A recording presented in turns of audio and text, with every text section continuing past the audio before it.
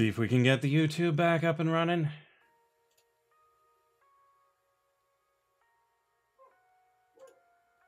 I don't know what the time restriction is on it needing to start a new stream object. Hopefully we made it in time.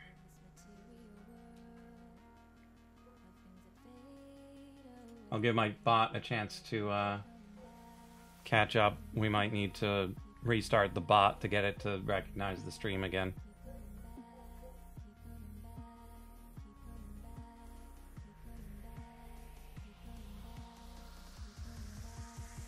But in the meantime, if there were any of these prompts that you wanted to see me try to warm up, feel free to vote in any of the 3 chats.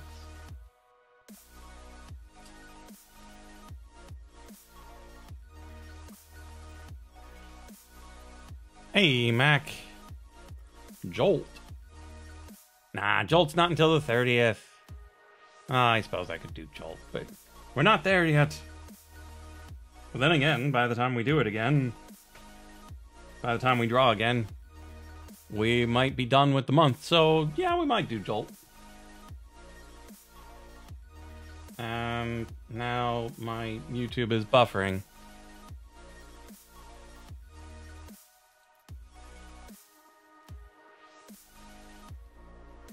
And now it's better. Okay. I think.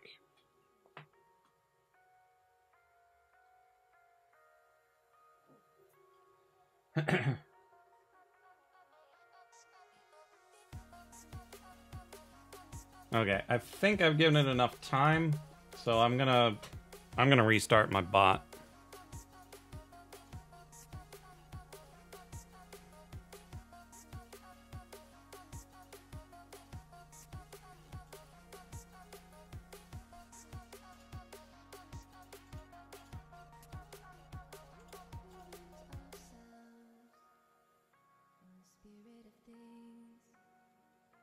Twice now? Twice now what? Buffering or ended stream? Because I got a really serious buffer in my preview just then.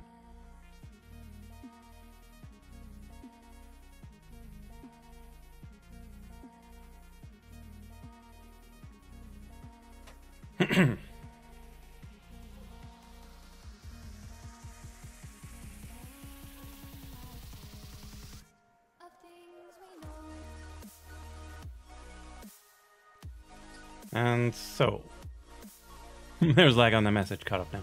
Brilliant. Okay, so how do we draw a star?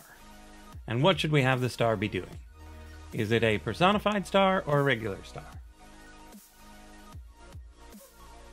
Or is it a ninja star?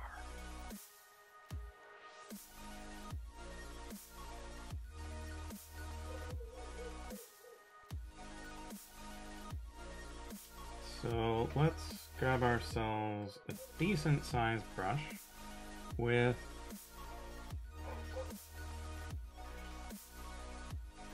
oof.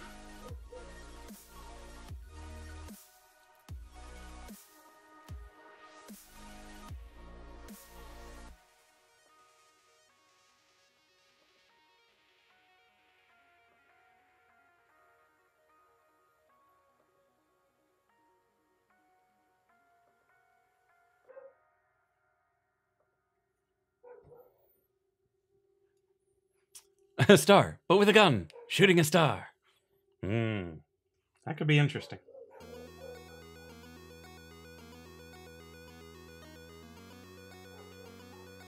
Okay, so that's probably the best line I've drawn yet.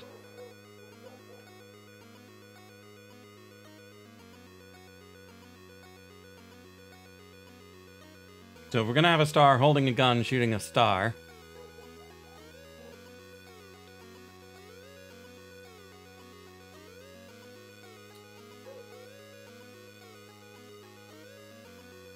we're gonna need a gun.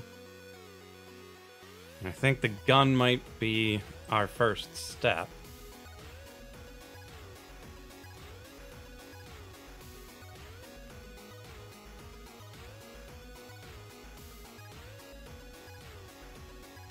And so we need to decide what sort of gun they should have.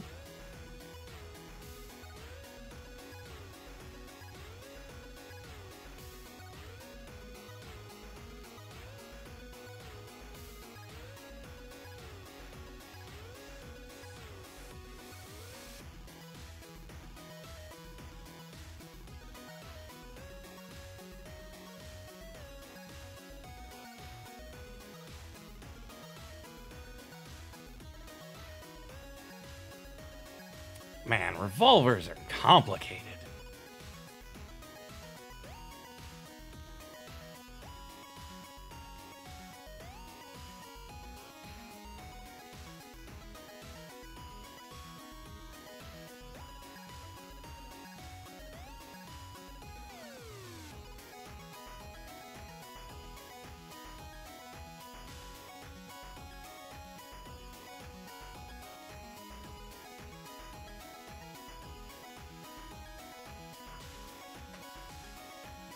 Get a Glock, more modern. Sure.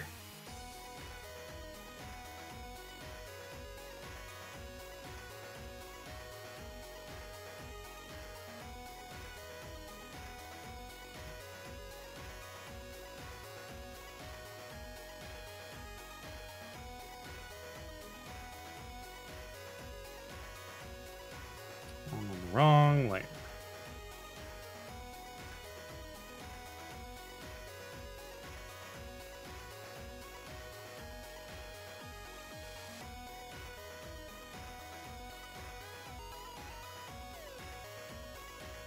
This eraser is too hard.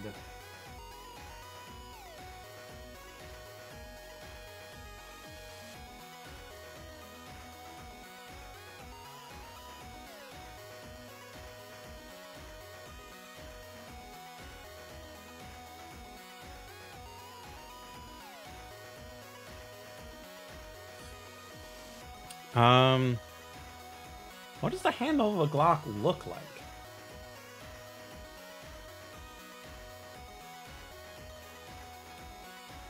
Like, I know...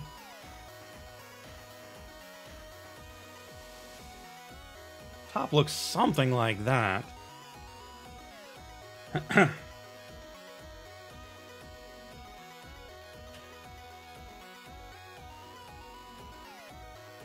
So, still textured black. But we need this right here.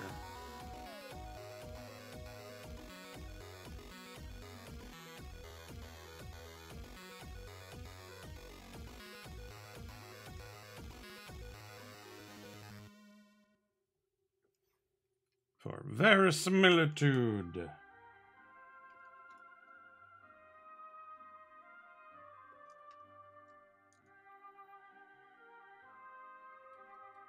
Because that's totally what we need the most when we have a star shooting a star out of a gun.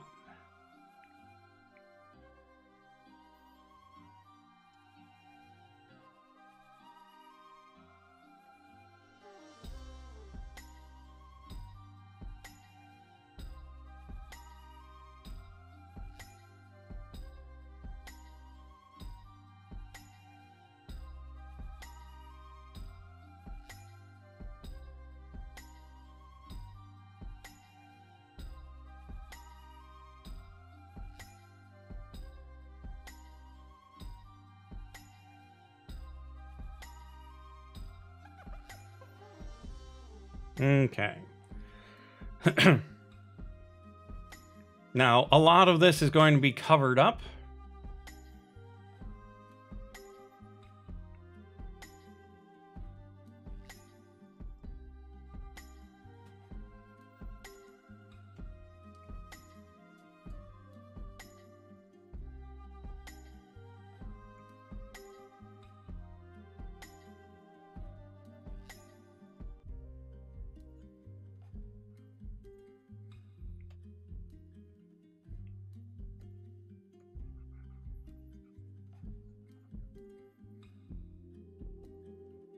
Because our star isn't going to have nimble enough fingers to hold it appropriately. So they're likely just going to be covering up the handle.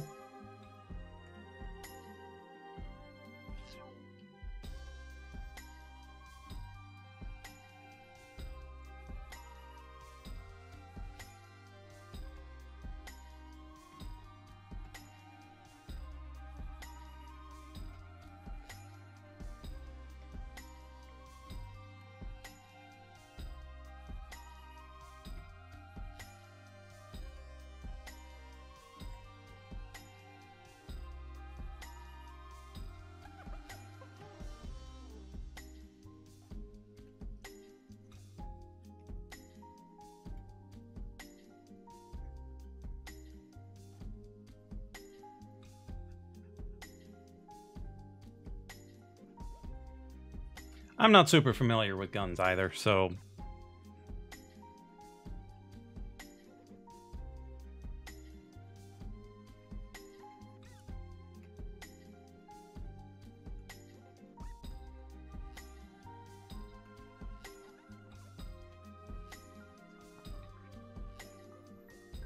Okay, so then we go up to the other layer, and here's where we're going to actually draw our star kind of holding it.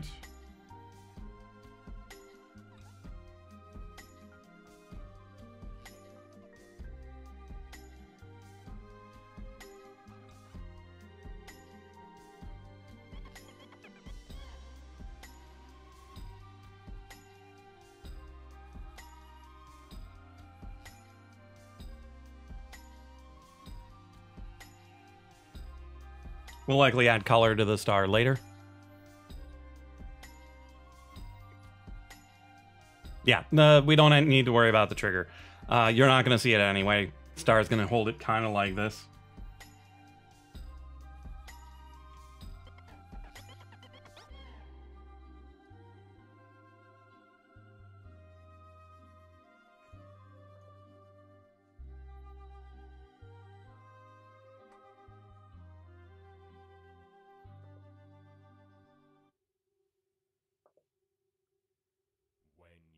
To play Resident Evil 6, you hammer the buttons and wiggle the sticks. To punch or to shoot or to jump or to kick, you hammer the buttons and wiggle the sticks. I'm screaming at Leon because he's so thick. His facial awareness. Okay, so that's too narrow, I think. So hammer the buttons and wiggle the sticks. What's with these controls? Are they taking the mick?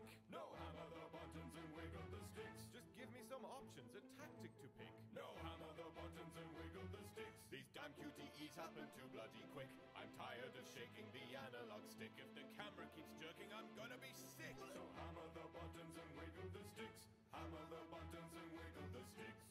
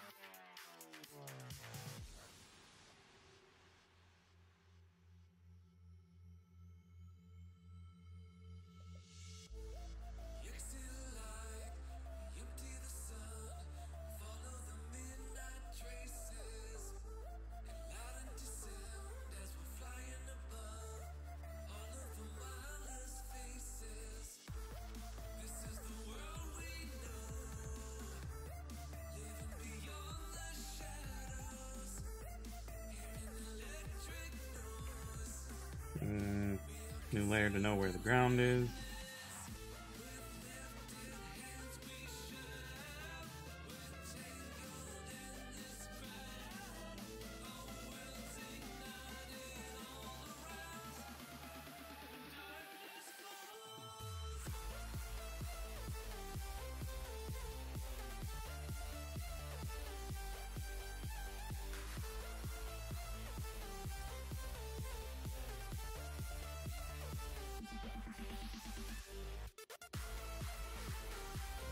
The gun a bit small. Perhaps the star is a bit large.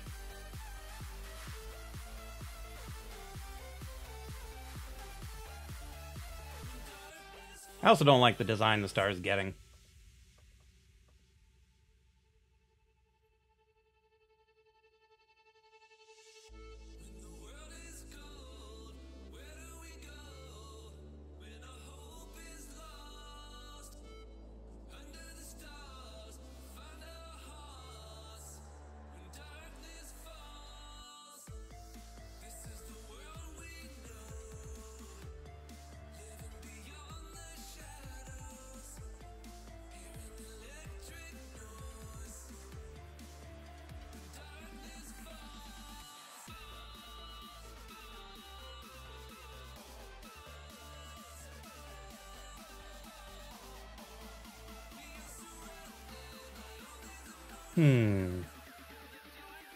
I'm not sure how to make him look like he's not just T-posing.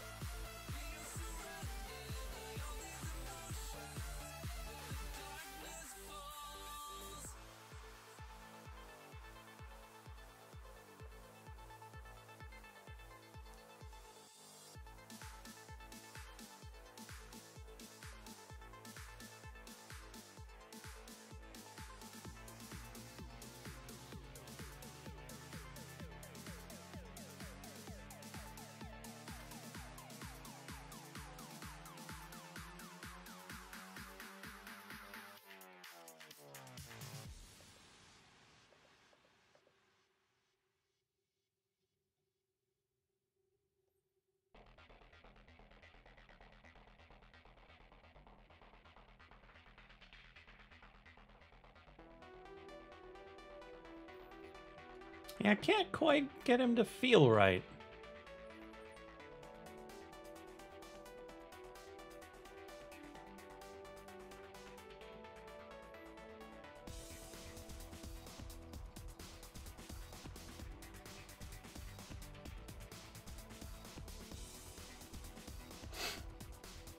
So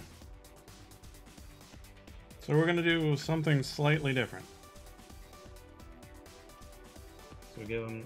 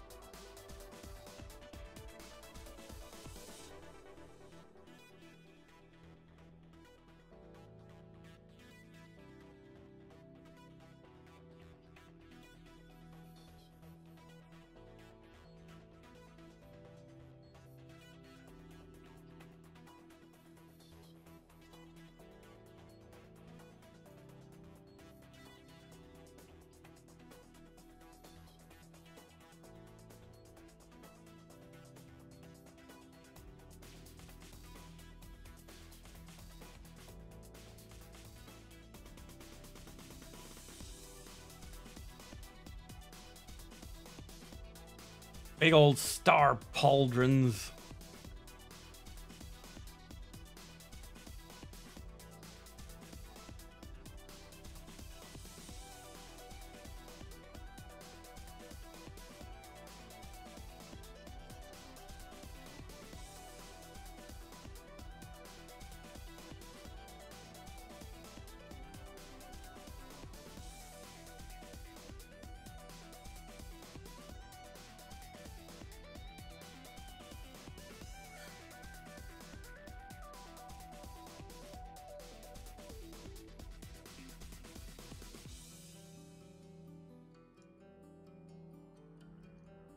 Doesn't quite look right.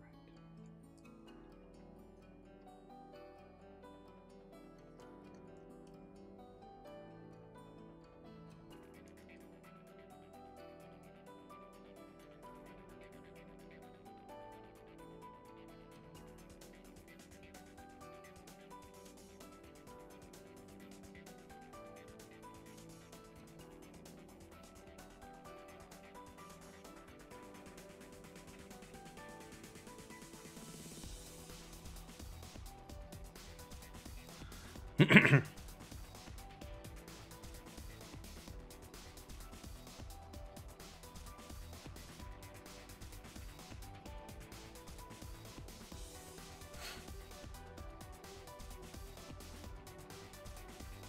him a frilly superhero skirt.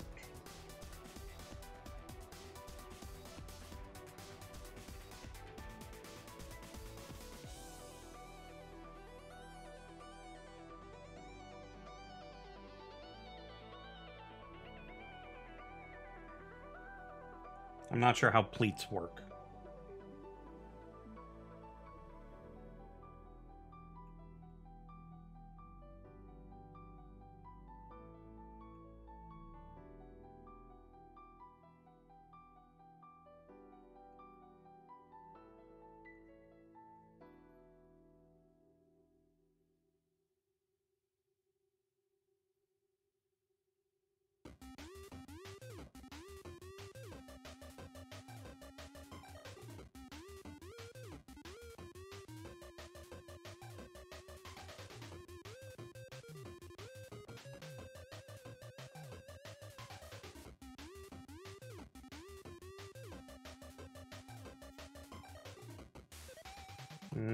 Legs are a little too long.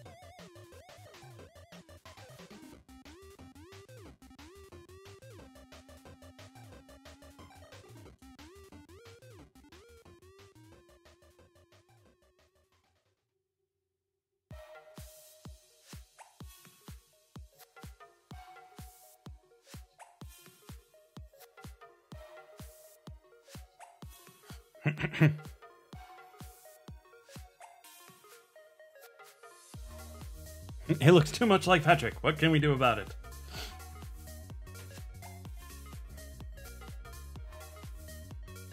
Well, we'll think about that.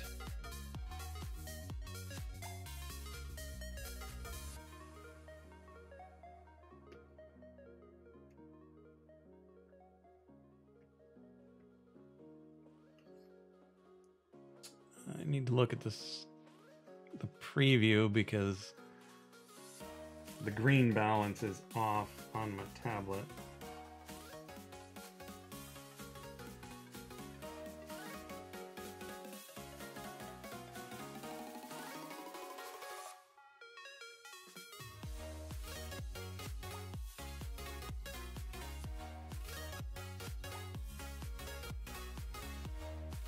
Actually, let's do this on the layer underneath the line work, such that we don't have to worry about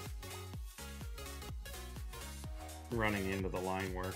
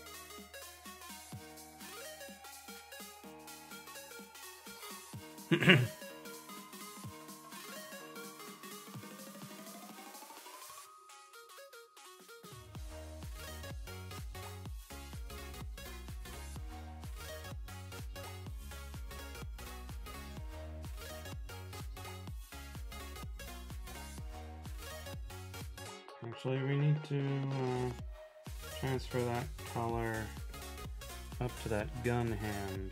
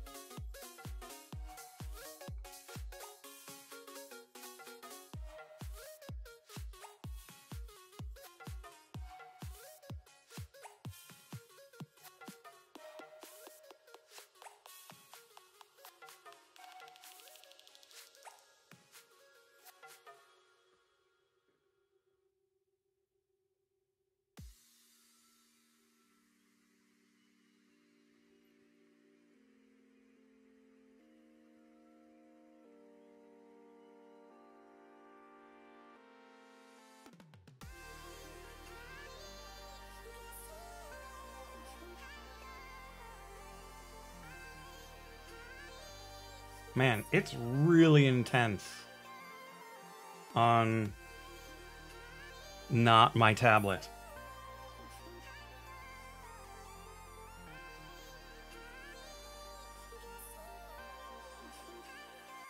Okay, so let's turn on the pressure sensitive opacity.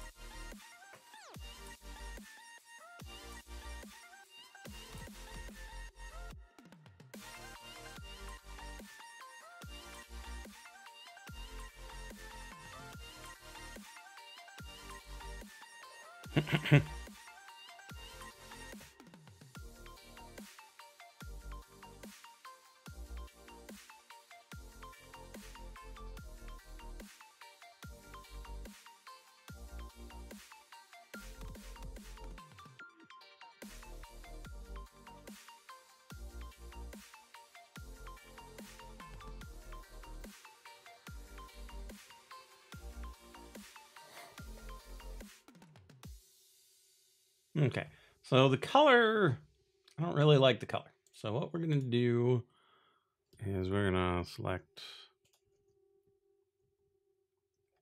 all the layers.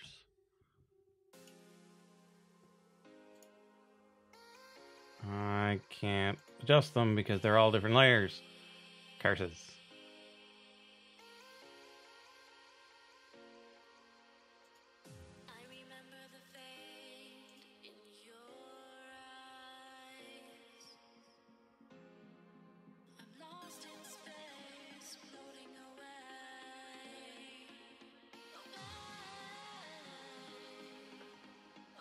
That's more what I want.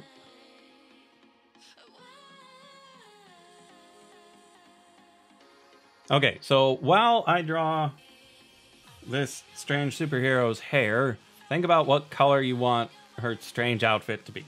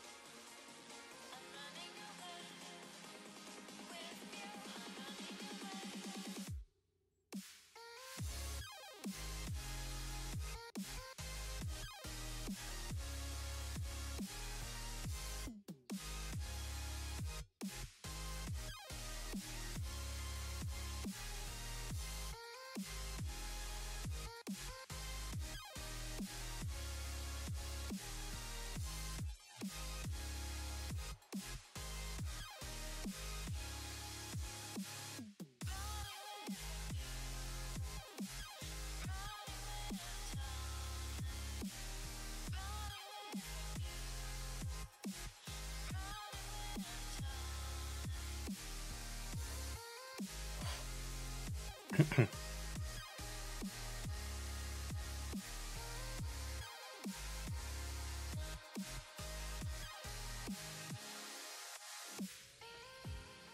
at the stars, they find me. You shine so bright, it haunts me. I'm lost in this thick black sea of hopes for you and me. In the night I see you walking my way, sailing on my soul on your light. Come find me. I'm reaching Well, if you're unsure of a color, just roll a 16-sided die 6 times. to you. I mean, I suppose I could do that.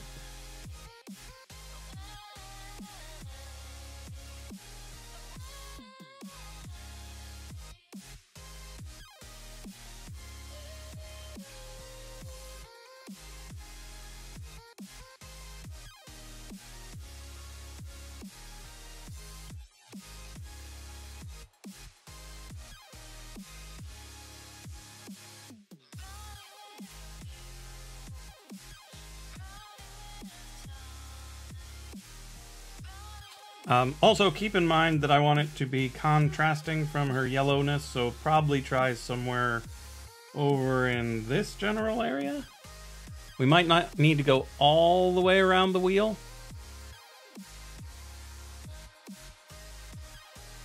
but yeah, somewhere in here is probably good.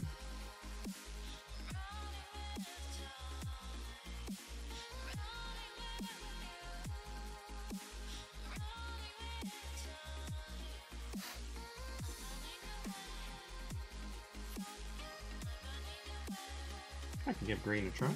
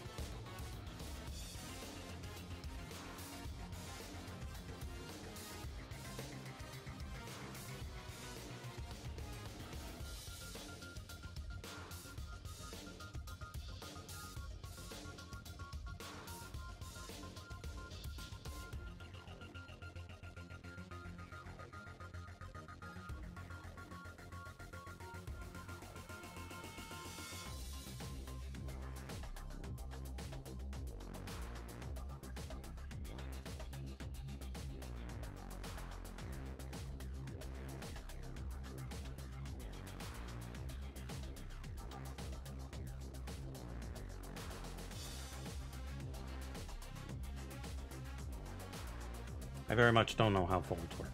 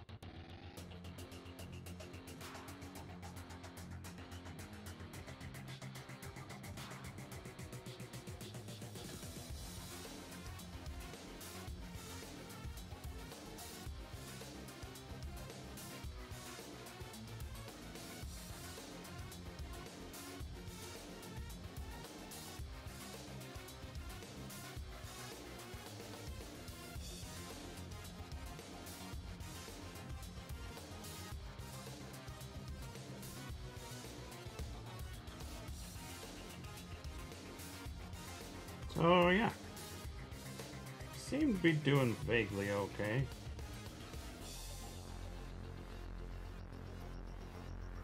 It's still kind of meh, but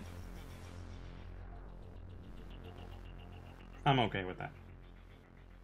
We're warming up anyway.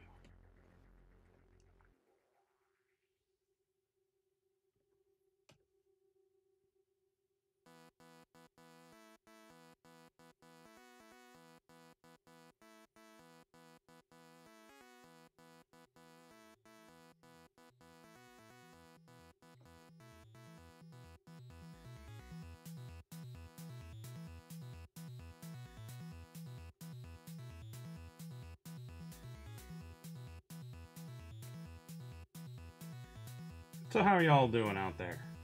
Since it's just me concentrating on getting this to work, right?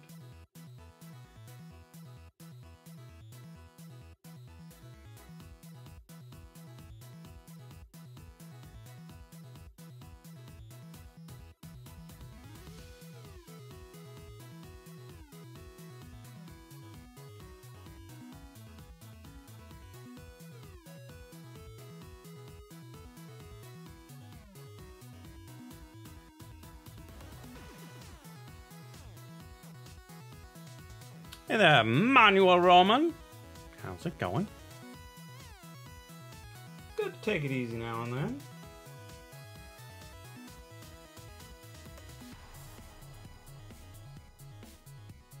You don't always get to.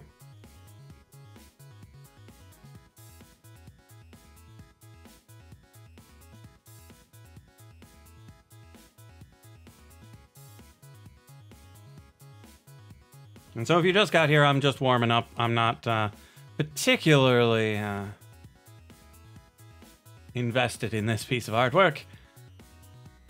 Just failed your 16th keeper run in a row?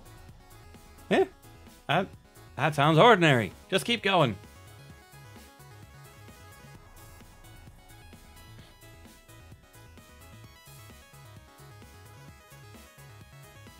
Maybe a deep blue chest piece? Well, let's add a new layer just in case.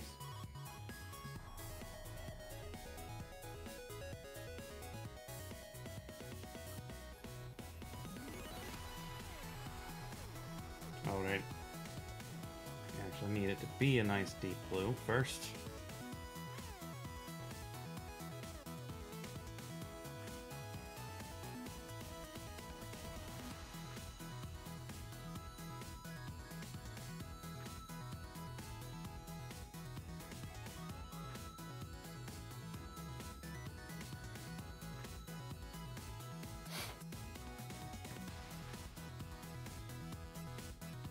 Glad you like it. It's pretty darn sketchy.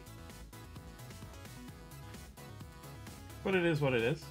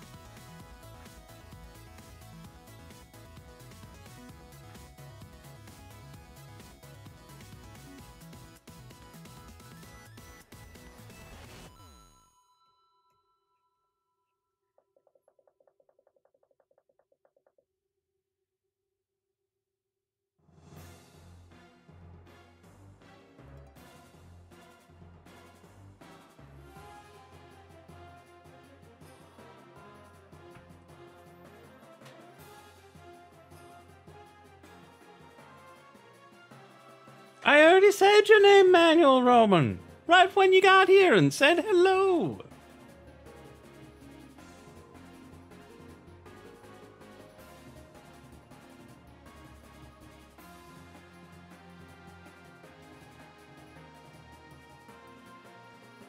Okay, now we're going to switch over to pencil. We're going to go to purest white.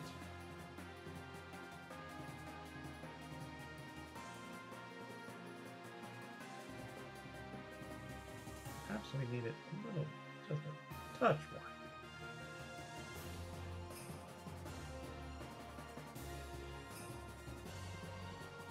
Why is that not pure? Oh, because our opacity is at 25%. No!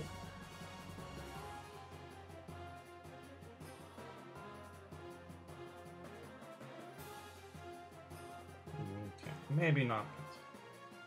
Brush. Like 2 pixels? 3 pixels?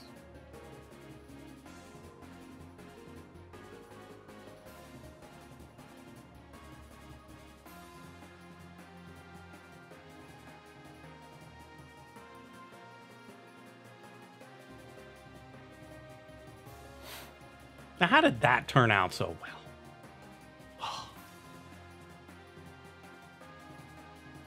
Take a break with Judas. Yeah, betrayer. Yeah. Oh, and he gives the inner eye. Triple shot right at the beginning of the world. Do I play Fortnite? Not really. I played the Save the World mode when it first came out, but the Battle Royale mode is not exactly my cup of tea.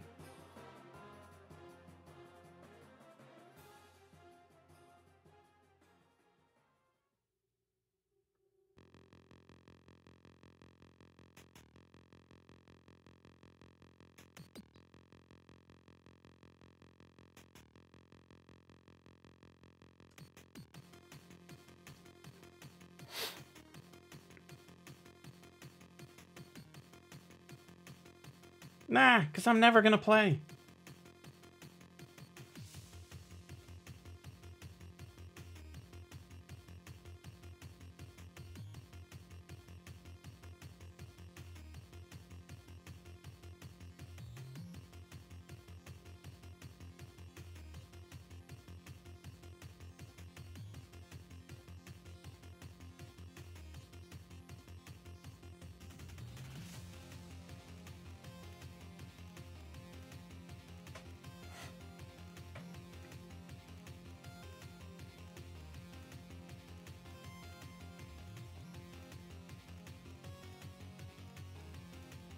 Now she looks like a real superhero.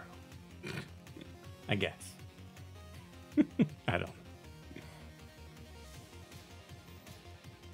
It's just a random fun idea. With giant eyes, because my wife requested giant eyes.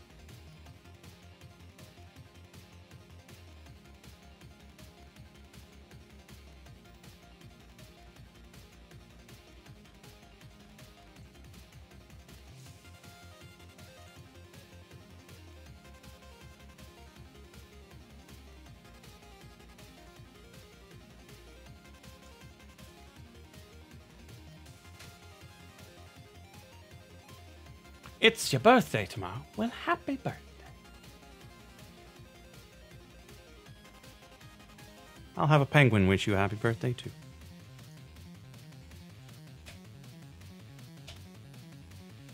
There you go.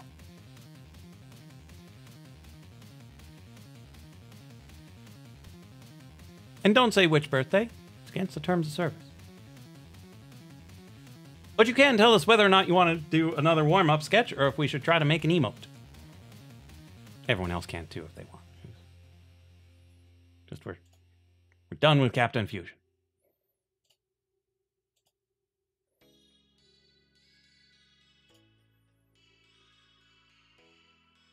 I suppose I should leave Captain Fusion up there until people make a decision.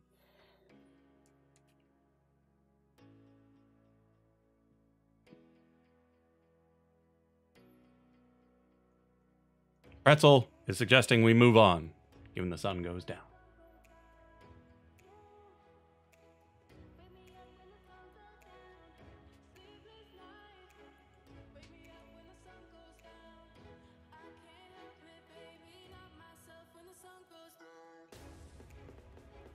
I suppose I could open up my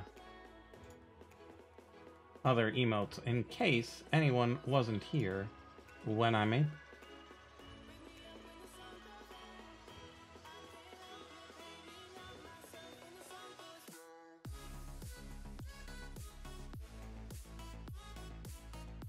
So there's the chicken, the duck,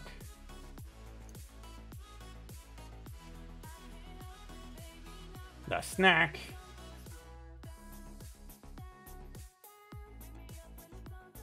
the toaster,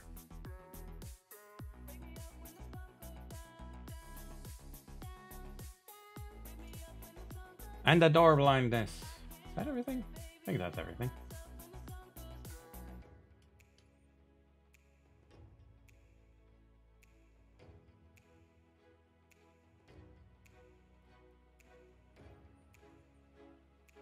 Fortnite's got its own particular aesthetic, which I'm not sure I can mimic. And I'm also not familiar enough with the current state of things.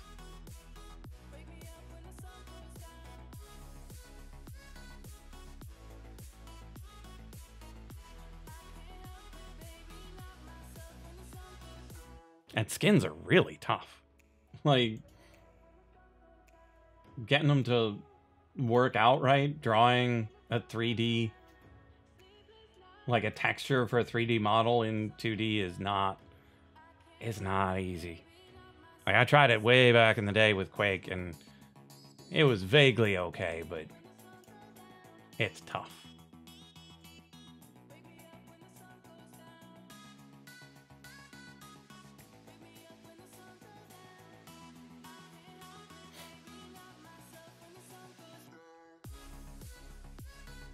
Let's take a look at the prompts.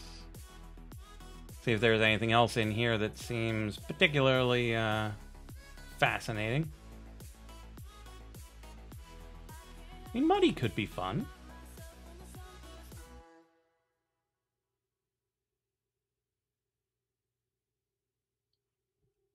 Now let's give a quick try to muddy.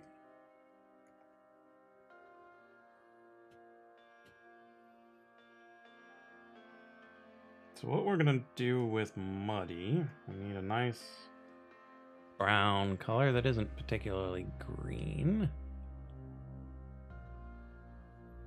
Grab our brush, make it nice and big.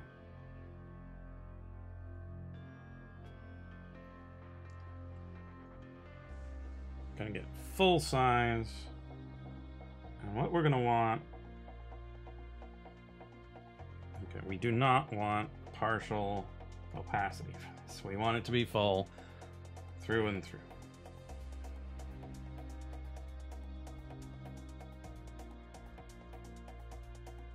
Boxy corridors with 45 million enemies.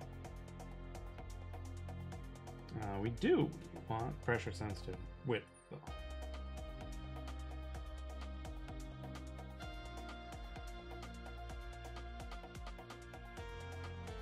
Okay, so we're gonna want a gloopy hand right about there.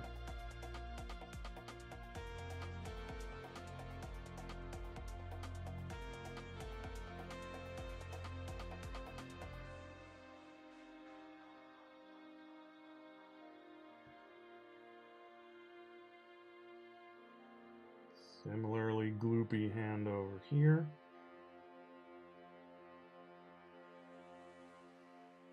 Potentially behind the rest of his gloopness.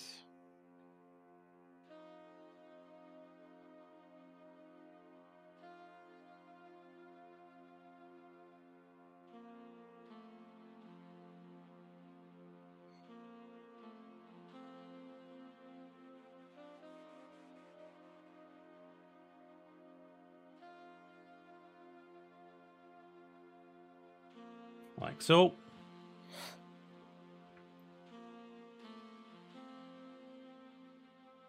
Then a big gloopy head. Not big enough.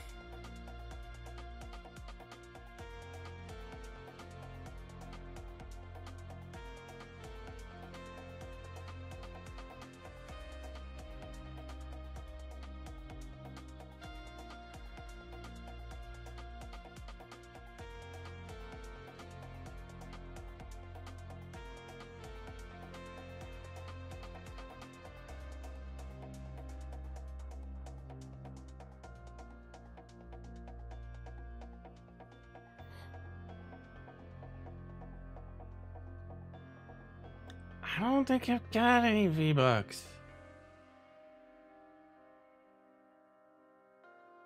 Gotta remember, I haven't actually played the Battle Royale game at all. And with the Save the World, when you get the stuff, you spend it and get things.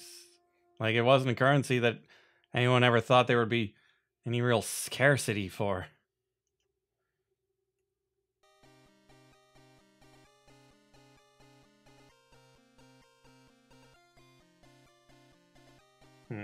Actually, I think you should have beady little eyes.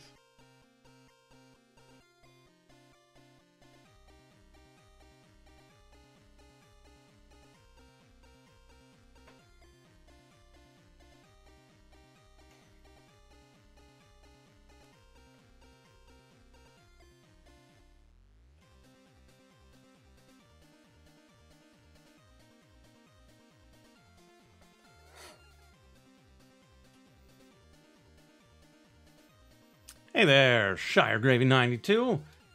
We're using the prompt Muddy to make a little mud monster to warm up for our emote. He might be adaptable, though, because this guy's looking like a pretty good Ree. Didn't think you could transfer V-Bucks? I didn't think so either. But you might be able to just buy them for other people, I guess? I don't know. I'm not a Fortnite person.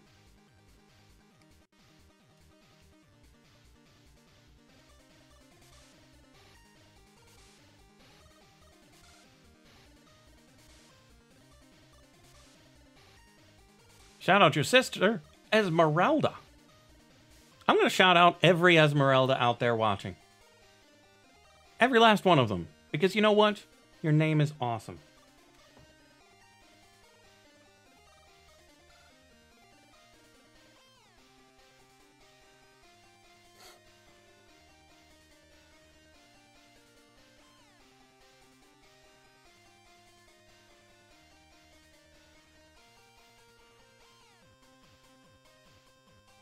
Okay, grab slightly larger brush.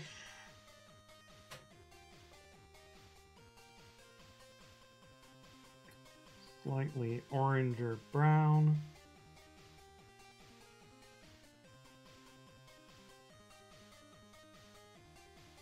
That's a nice mud. What? Stop that.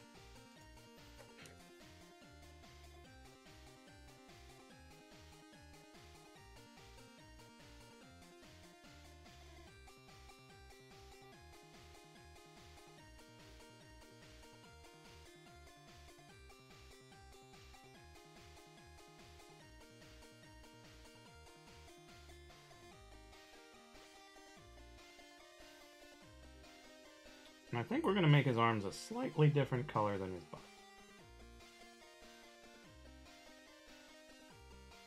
Just for a little bit of contrast. You're welcome, Esmeralda.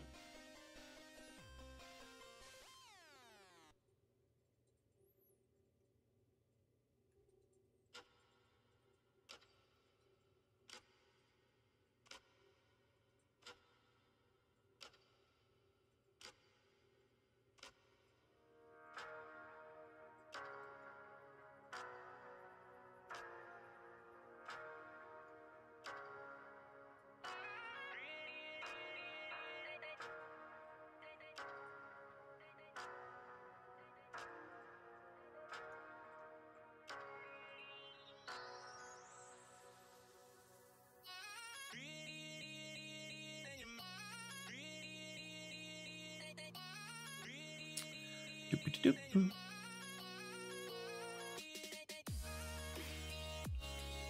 Looks like you're on a menu? Not sure what you mean.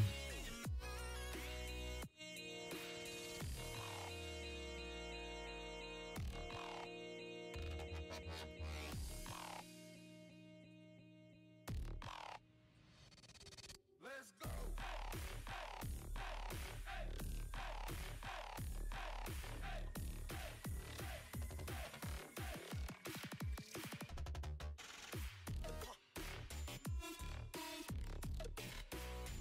So how did you find me if you're super into Fortnite? Not exactly my demographic.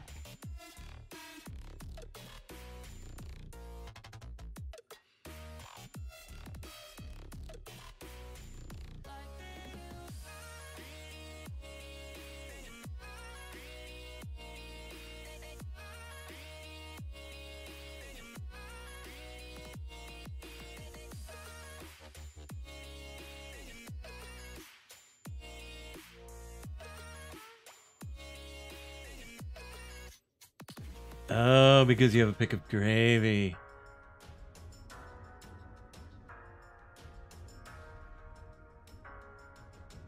Yeah, that does kind of look like we're selling Shire gravy. I'm just wondering what it's Shire than. Like, is it Shire than the meatloaf?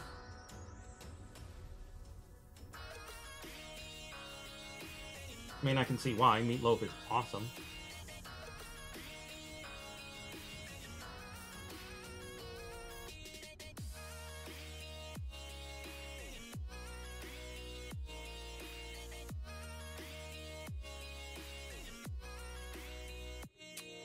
Oh, you like to draw. I mean, that's understandable. It is pretty fun. I'm not particularly good at it, but it's a lot of fun.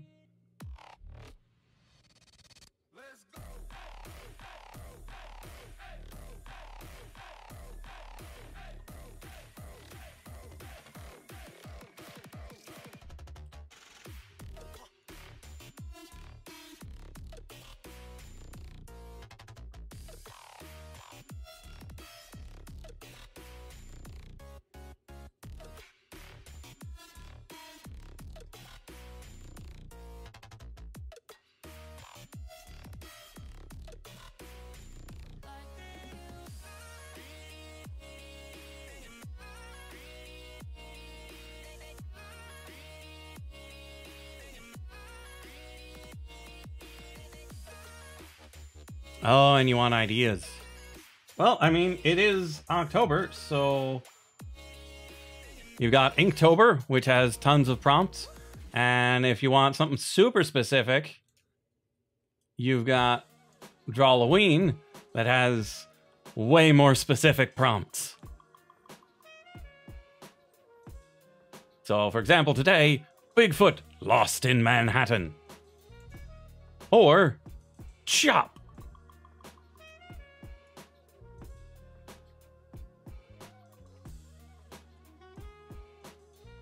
Okay, now to give a bit of shape to this guy.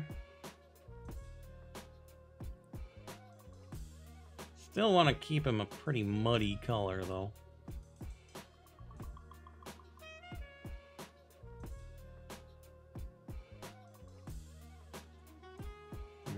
Wrong layer.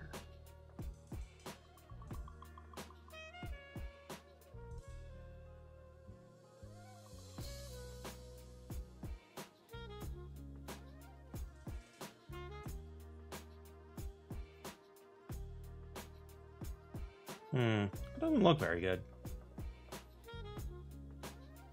Let's try with a much bigger brush for a second.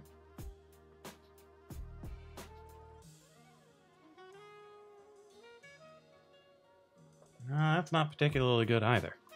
Not sure quite how to manage what I want to do with his belly.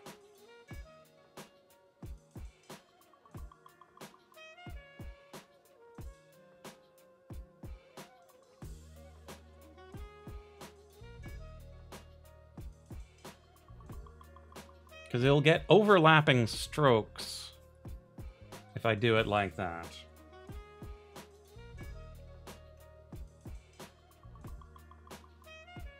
So how about...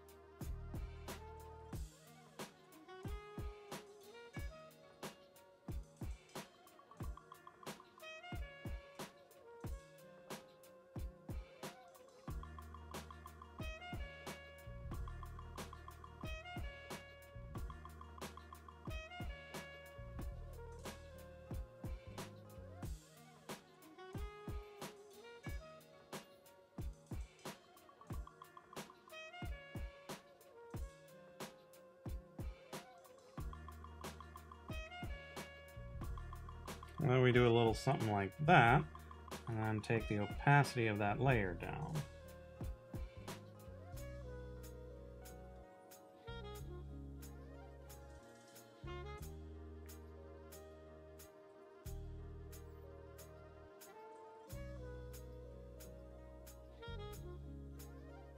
It's kind of okay.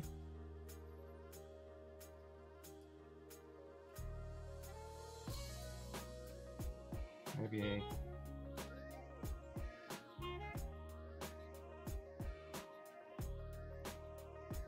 a large,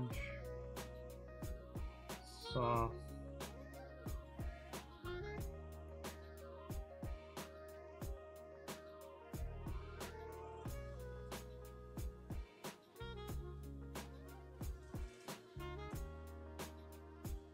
low opacity eraser.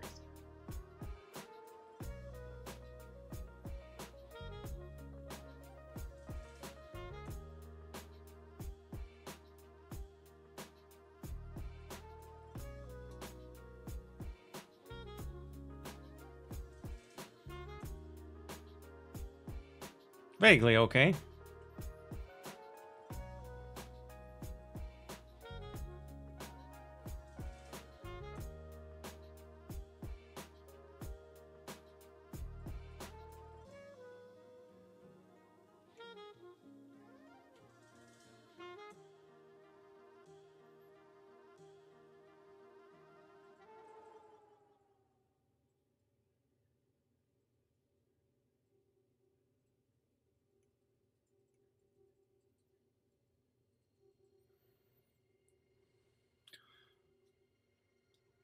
Jose?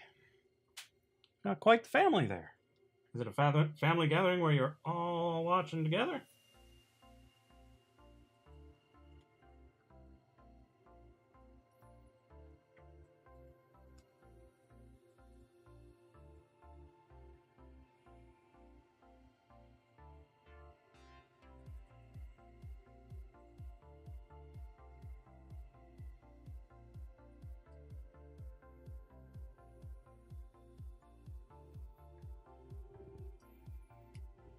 It's vaguely okay. I don't know. Not feeling great about this guy.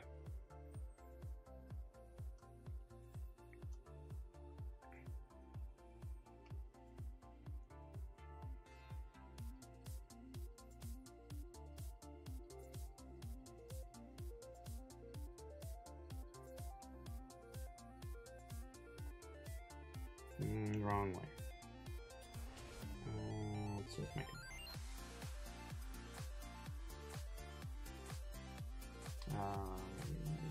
Brush.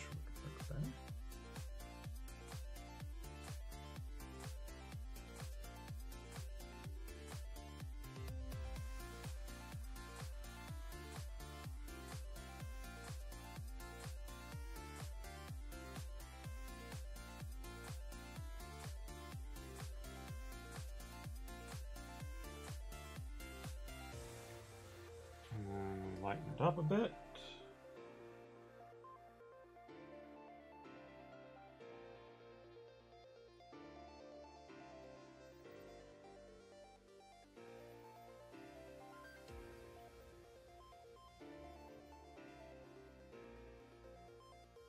And then I think we need to add some goop droplets.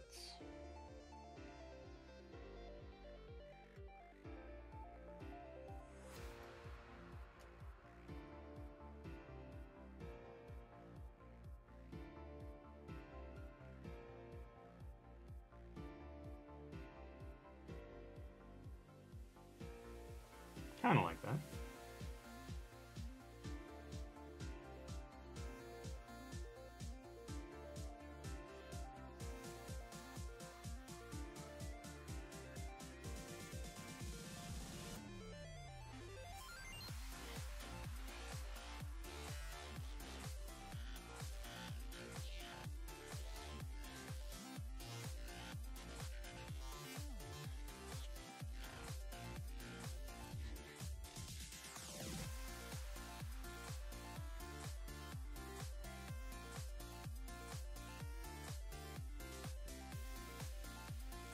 Give him a bit more character.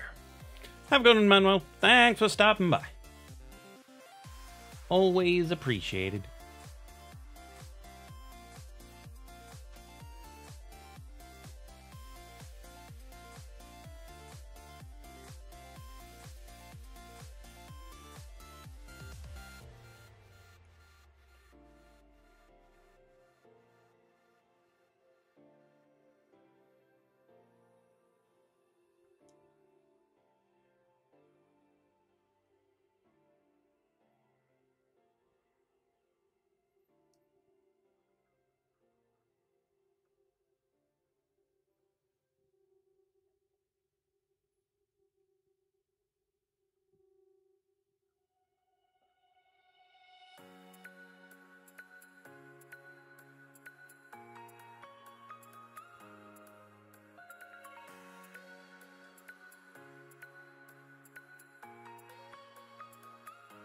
Then we pick a lighter color.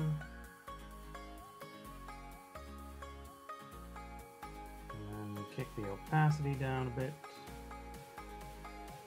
Go over it one more time.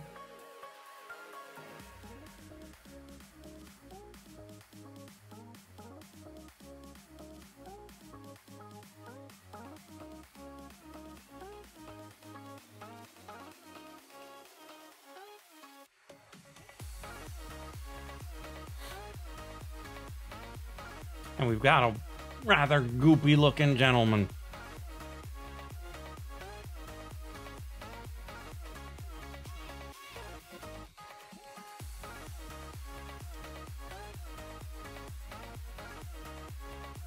I think our goopy looking gentleman turned out better than our strange star shooting star superhero.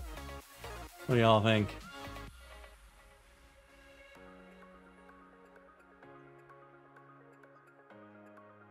I don't think his arms necessarily need to be a different color, so we might want to go back in and change those, but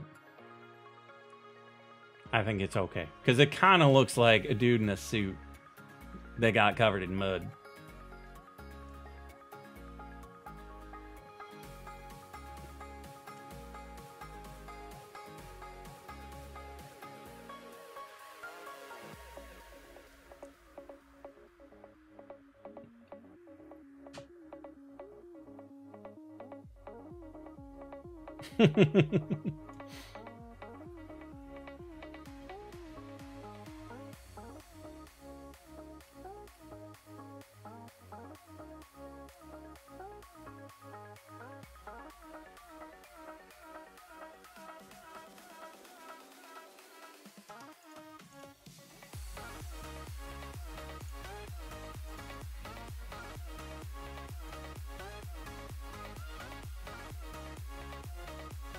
And there's our muddy buddy.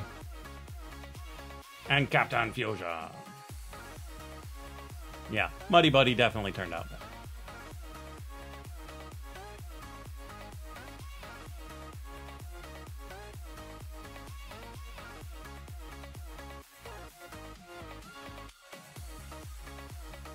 Okay.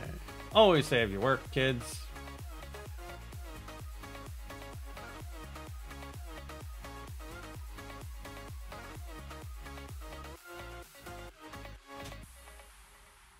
Even if you're just going to throw it away, always save it. Thank goodness somebody said it. I didn't want to be that guy.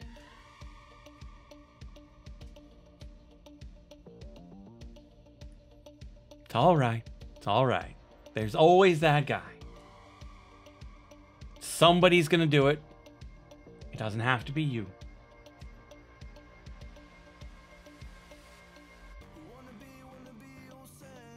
Okay, so we should probably start work on our actual emote now. Also, HTML tags are banned by YouTube. Understandable.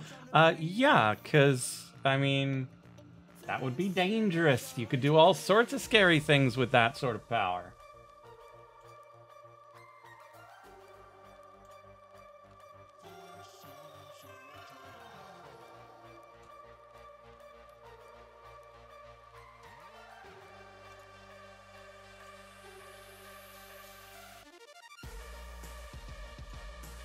Okay, slightly not white background. Slightly not black background.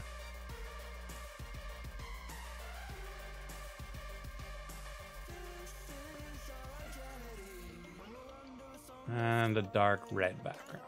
Let's go with that. So, does anybody have an emote that they would really want to be able to use? Because I have an idea for one that was kind of suggested. But if y'all have an idea, I'm more than happy to attempt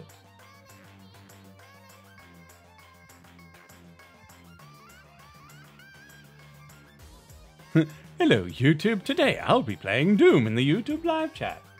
Yeah, can totally do that using HTML. You can play the Link to the Past randomizer in a web page.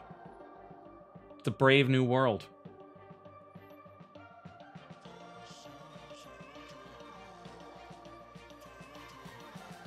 Oh, I have a second one.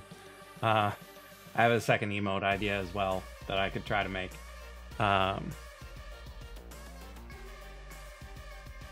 So the two ideas, one of which is for any time I divide by 0, a nice black hole emote, and the other one would be a creepy badger. Like, it's super zoomed in badger. Go for it. I don't know what gophers even look like.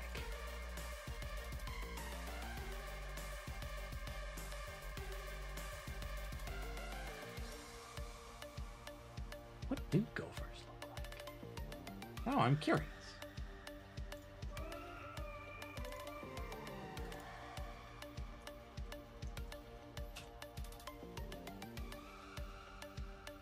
Oh! I see. They are pretty darn cute.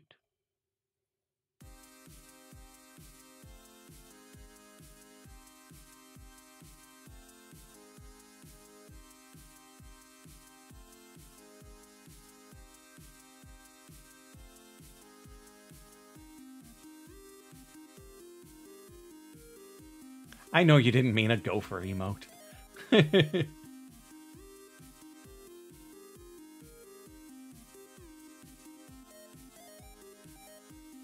Okay, so the badger should be relatively straightforward.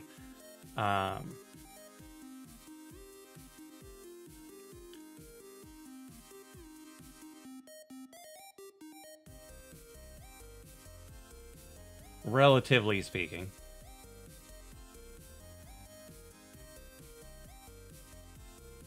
Neo Octobon the Angel! How's it going? I don't know if you want me to shout that out or not, because I know Wake doesn't want me to. Unless sometimes he does, I don't know. But thanks.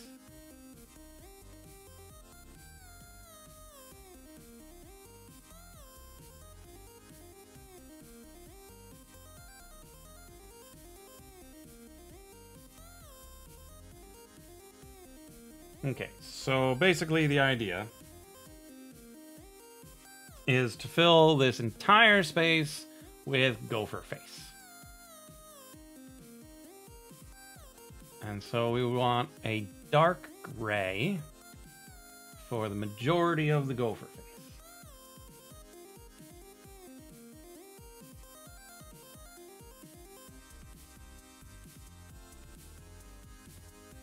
So we'd have it kind of like here.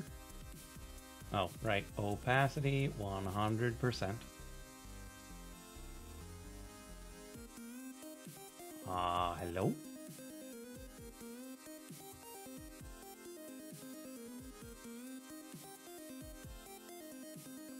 Maybe I have to use the pencil at this zoom.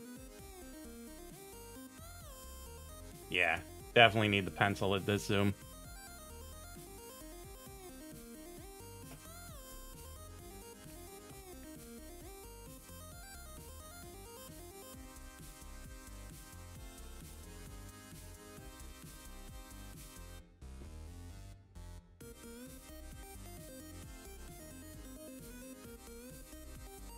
So yeah, dark gray for about this much of it.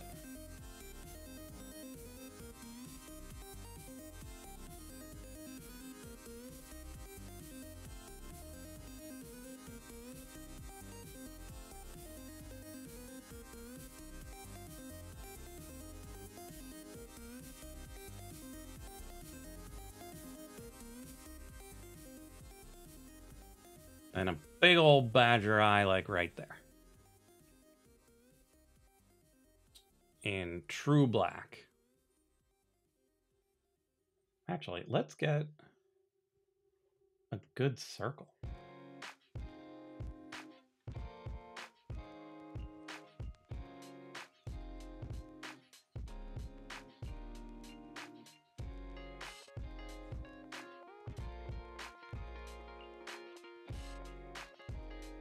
I don't think it's close enough. We'll see.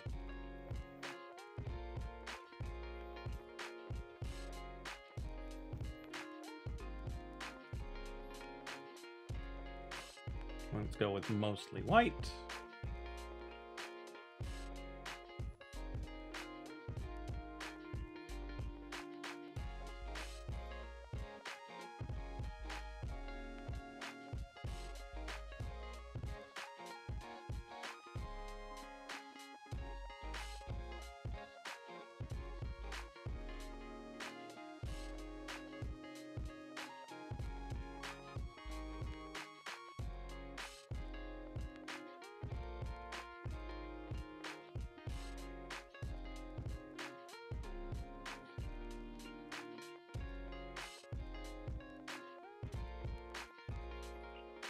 Okay, and then we'll take a 50% eraser. Oh, jeez. Size 1 pencil.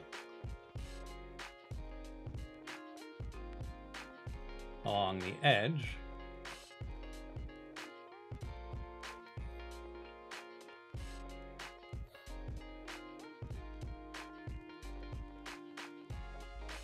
Maybe 25%, 20% more.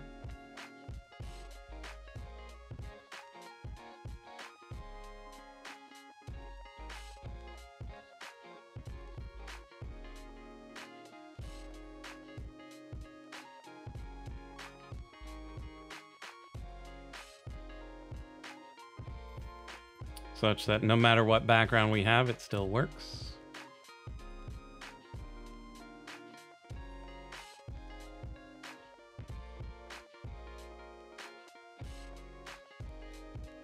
Well, we'll have a bit of trouble with the mostly white background, I think.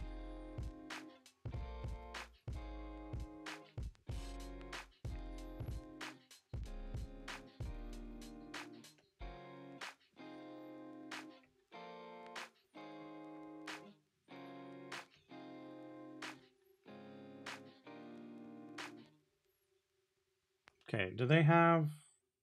They've got more white down here, yeah? Yeah.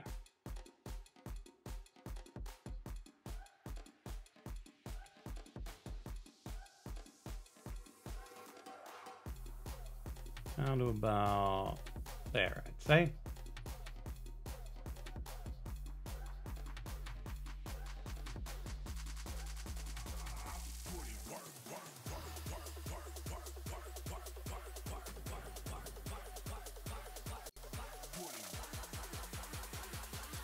Yeah, I'll probably end up using a black outline instead.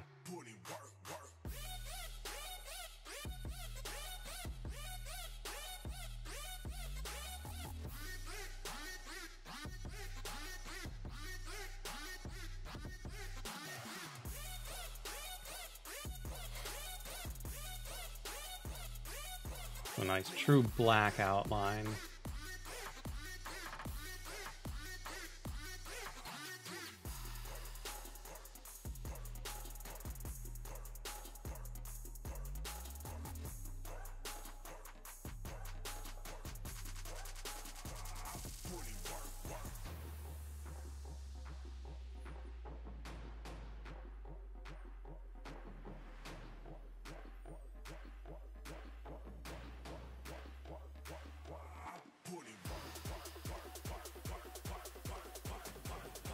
We have this one here? I don't know.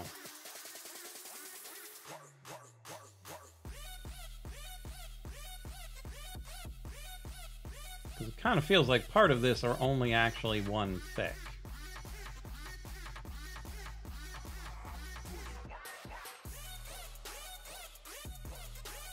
Doesn't matter.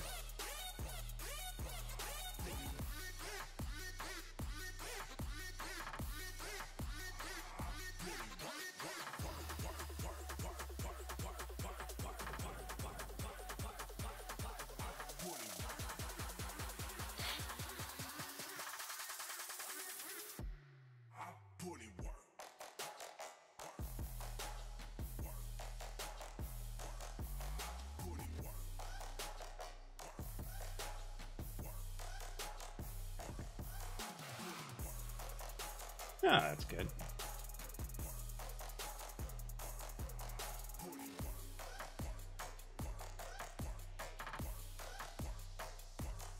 Okay. Then we'll add another layer for highlights and shadows.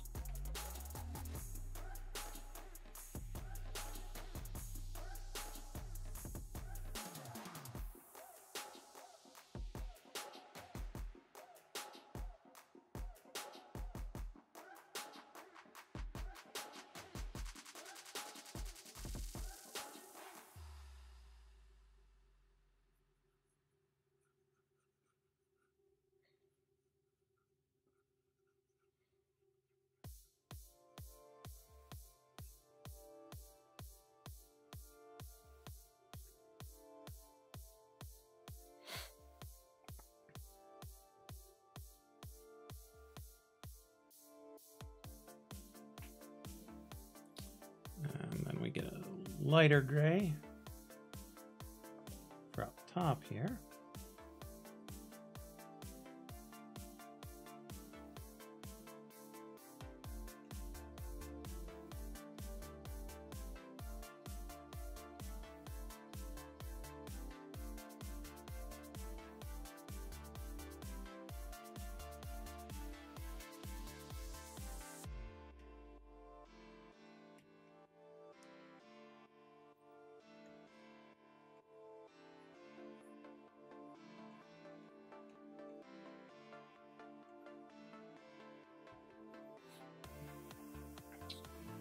Okay, then we grab this color again, do a little bit more blending on the bottom.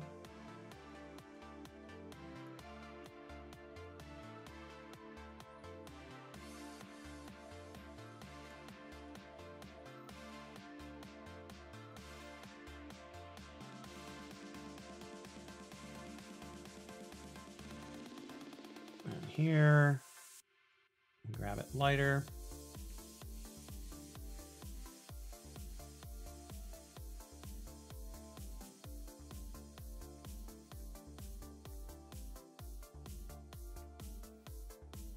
A little darker.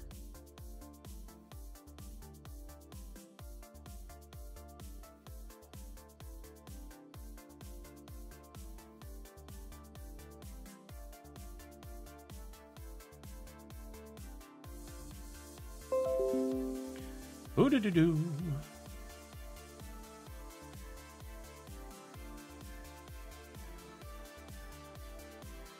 And there we are. Badger.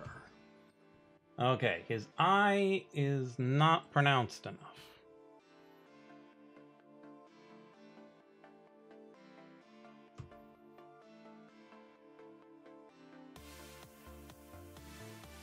Okay, so I need to do something to make his eye pop. Just that little bit more.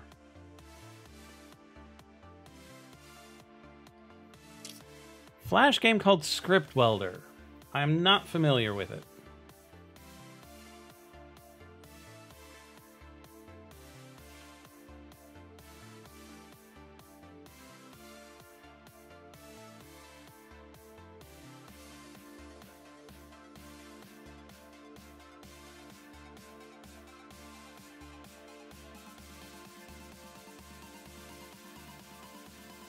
Okay, so we need to get this eye going. Nope. Oh, right. It's got pressure sensitive. None of that. Okay. Now we come down here. And we want to brighten this up a bit.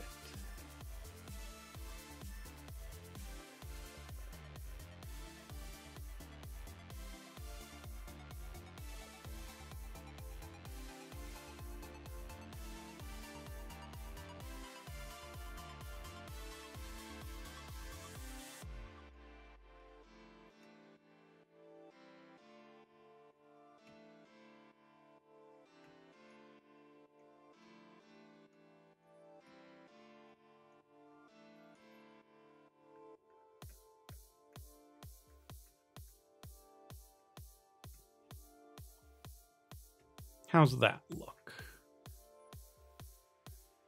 Yeah, that pops a lot better.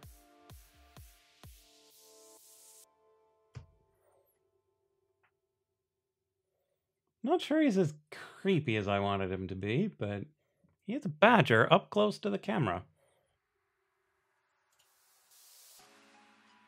We go out like a flame in the lights. Feel the heat from the fire inside. We go out and Oh, Game Maker called Script Welder. keep it burning. We've come so far to be standing where we are. No, I'm not familiar with any of that. Close, like we're reaching for the stars.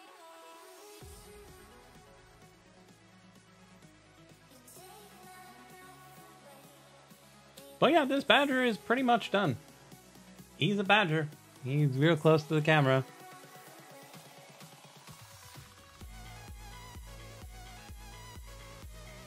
Not sure he necessarily expresses anything. But it's a badger.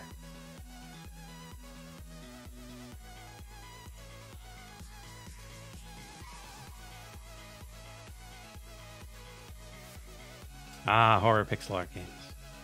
I see.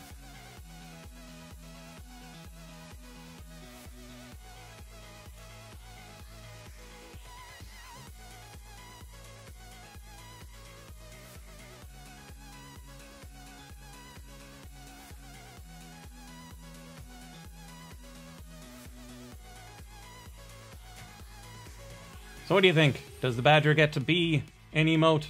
Or does the badger just get to be practice? Do we have a use for the badger? Also, how good does he look? Small. Like, real small. Not sure he's a badger. Full size, clearly a badger. Half size, I just don't know. We go out like a flame in the lights. Feel the Well, we have plenty of slots. If people use them, people use them. we go out and take over the nights. Keep it burning. Oh, cancel, cancel. Turn off all the backgrounds. To be standing We want him transparent. feel so close. Like we're reaching for the stars. You take my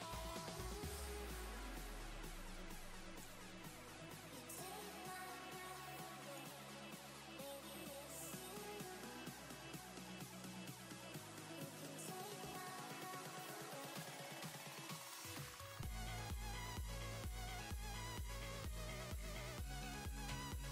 Okay, so Creepy Badger would be facing you with both eyes. It's a good point. It's a good point. Let's try it.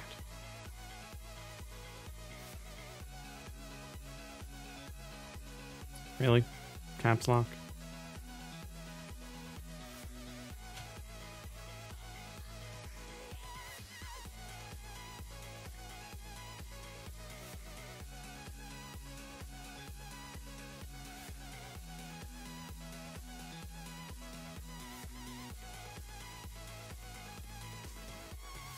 Okay, so now we need to make him creepier. So, badgers have a black... no, that's not what we need. We need full opacity.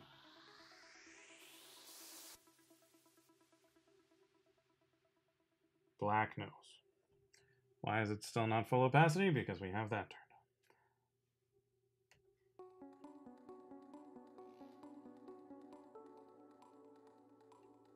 on. Okay.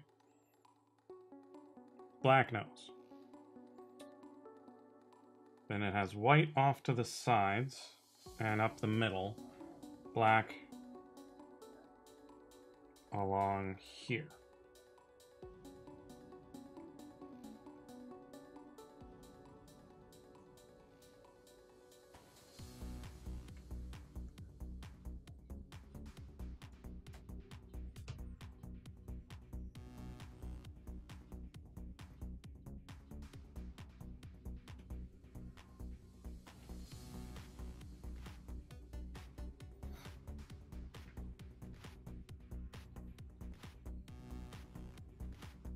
And then somehow along here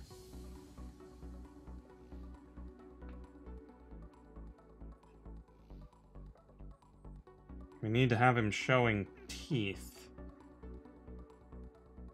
But I'm not sure how that's going to work just yet.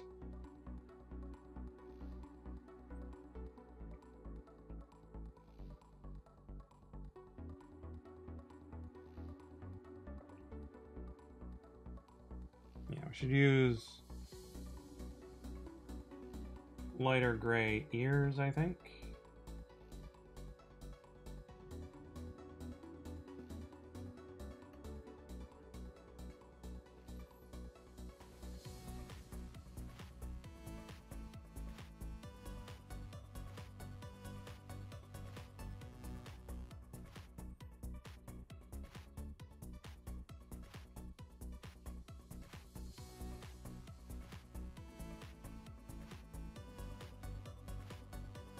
Yeah, you can't see the difference between those colors at all.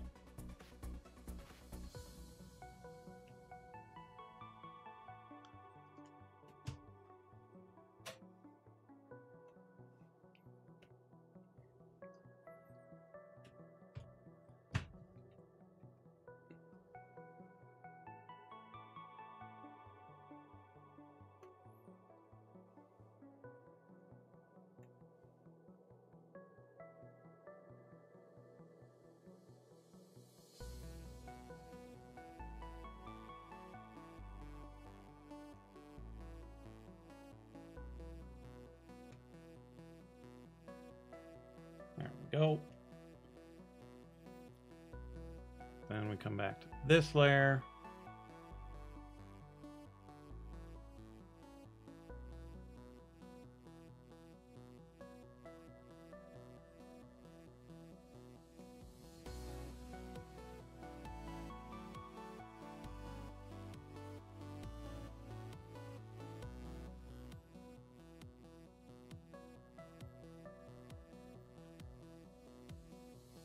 Trouble is, they're going to be hard enough to see as it is.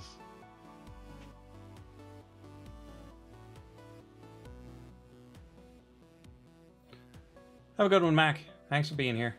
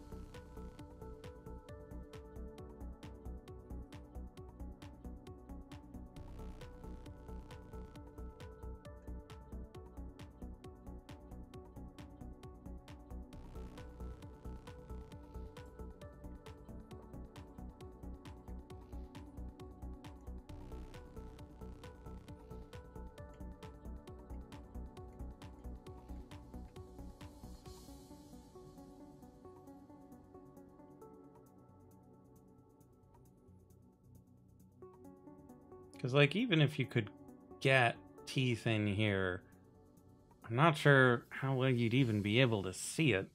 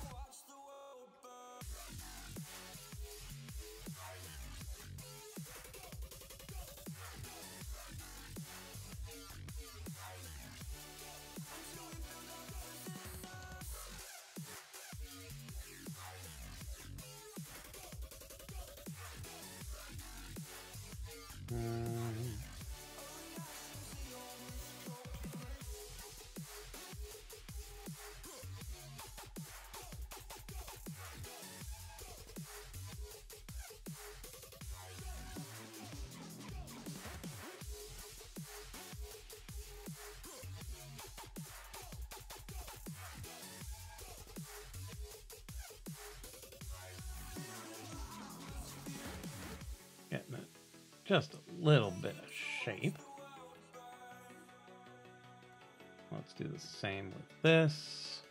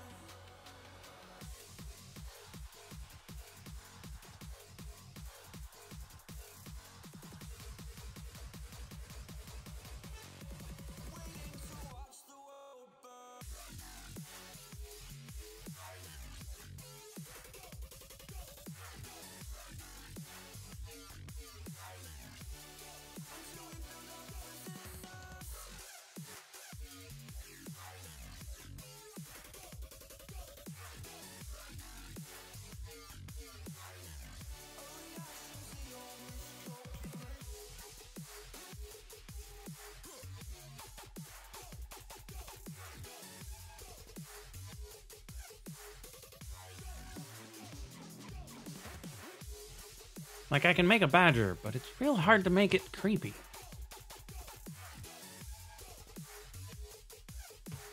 There's just not enough space. At least not from that angle.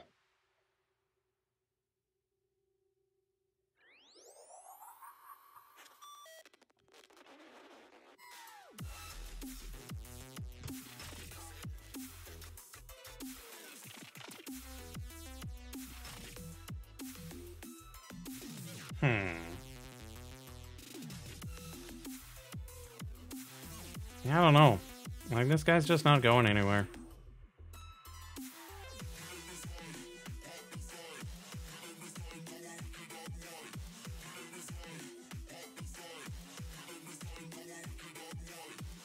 My other idea was to make a black hole emote, but that's going to be even harder.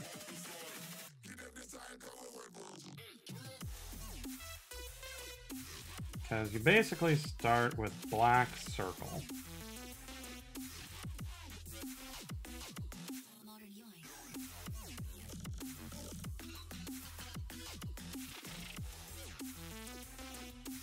Which is the wrong size. Unfortunately, we need it to be the right size. There we go. I think. Looks about right.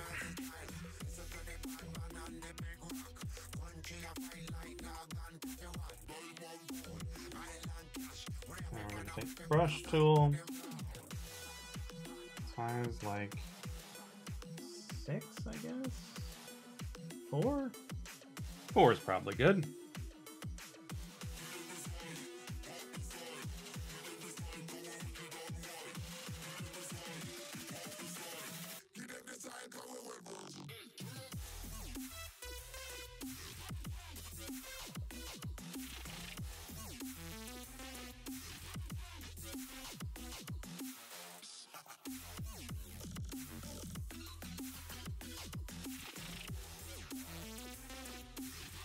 Then we're going to have various layers of various colors.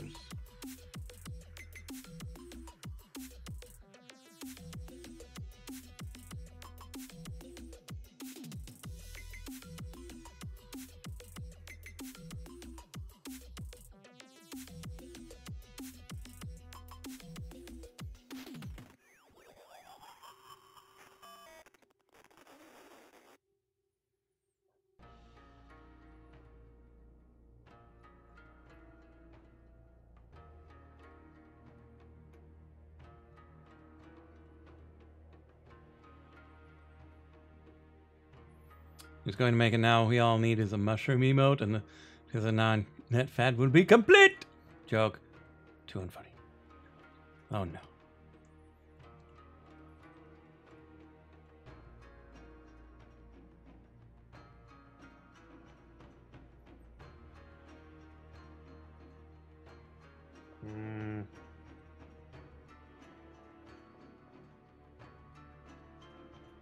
Forgot to make a new layer for that blue one.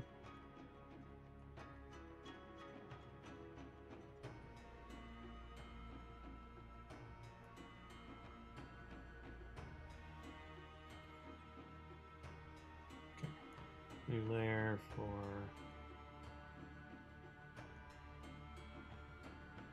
whatever color this is.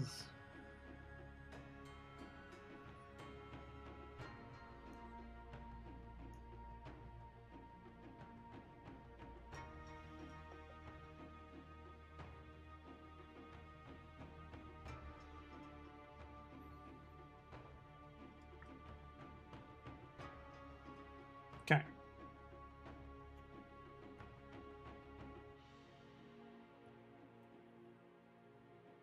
And we put them all at 50%.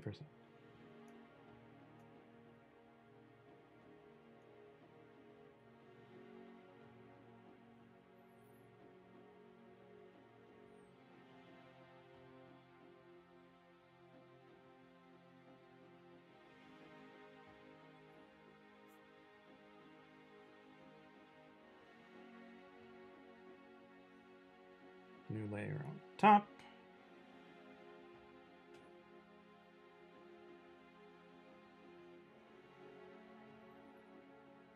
True black.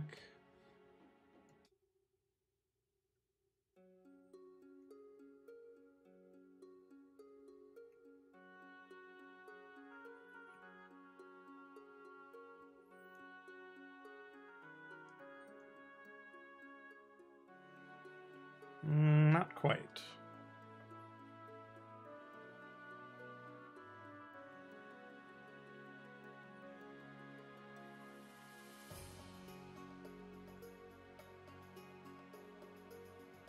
There we are.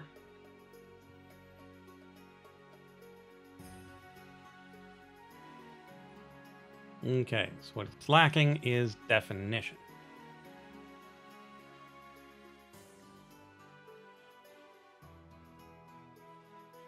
So what we're gonna do is we're gonna take all of these layers,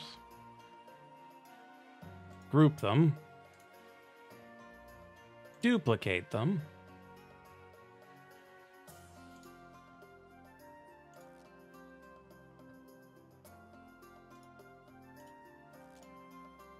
and then merge the duplicate.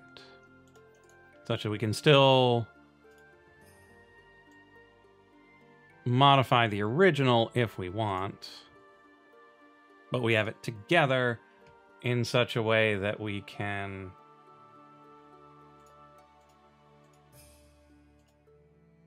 work with it. Because the vibrance is really low on this.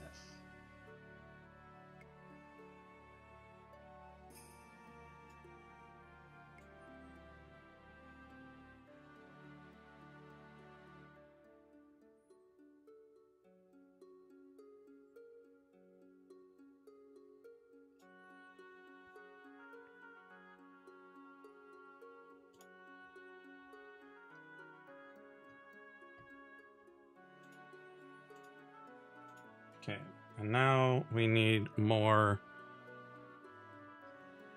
dark pulling in.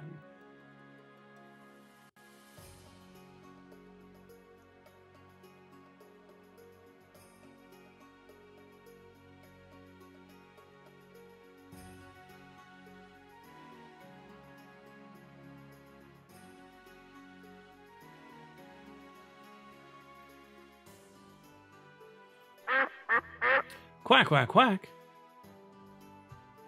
Oreo side, thank you for accepting my duck. I thought you already accepted my duck. Your name sounds very familiar. Okay, so that last one was no good. It needs to go more up this way.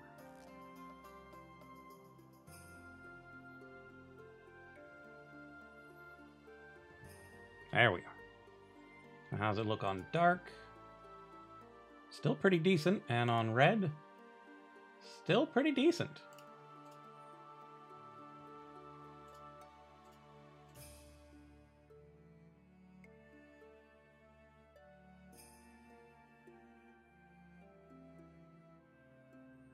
Not sure it looks like a black hole per se.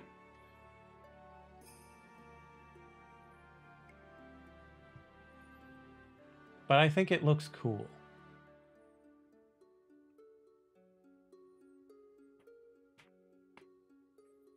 So the real question becomes,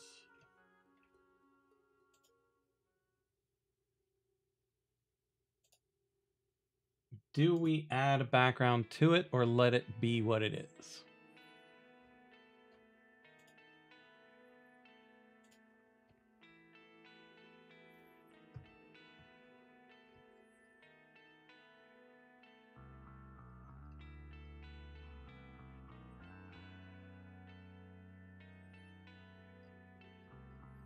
I think I might just leave it how it is. Like, that's a pretty decent Murph.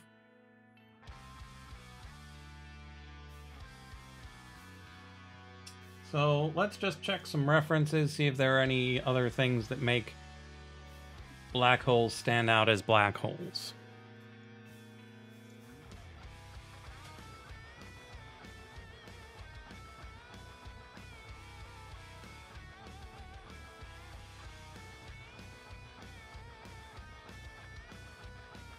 Yeah, because I was kind of going for something a little more like this one.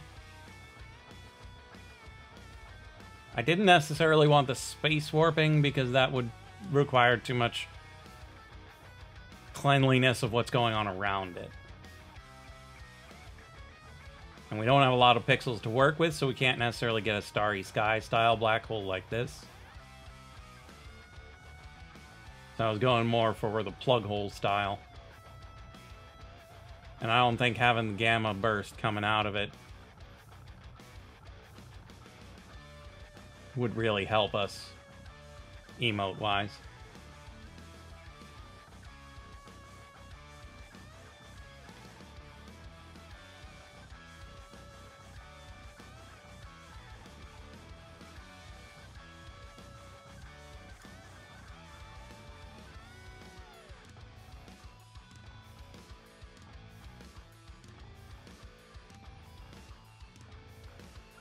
So yeah, I think we're pretty well set with that.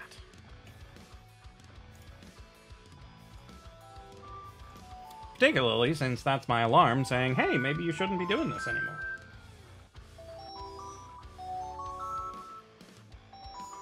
I'm going to keep going a little bit because I have an idea that I want to test for my shaders.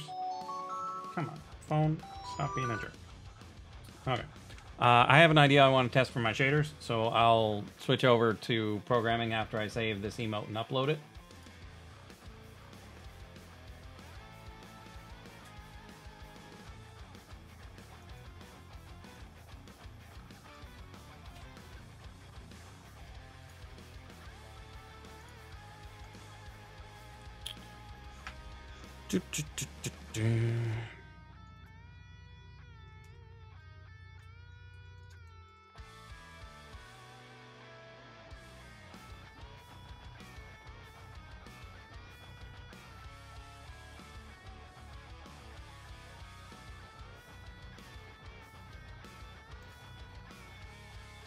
Okay, exported, so let's upload it.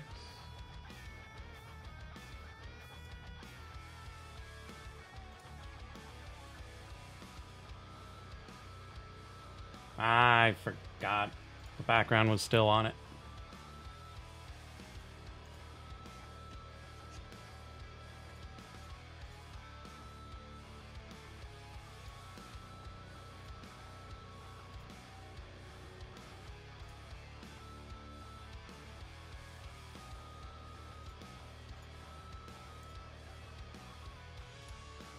Try that again.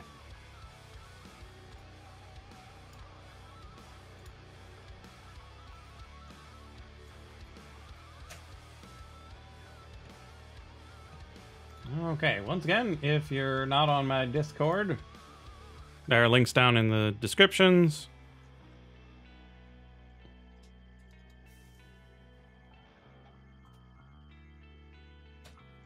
And I'm posting the results in there.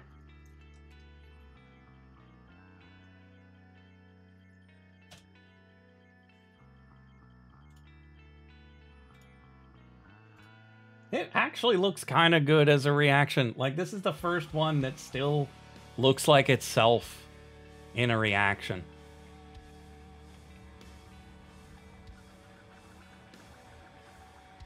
Like, it's not necessarily the most readable emote in the world.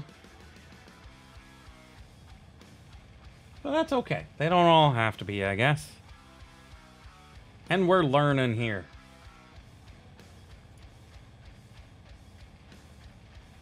Yeah, Steam, don't go on that screen.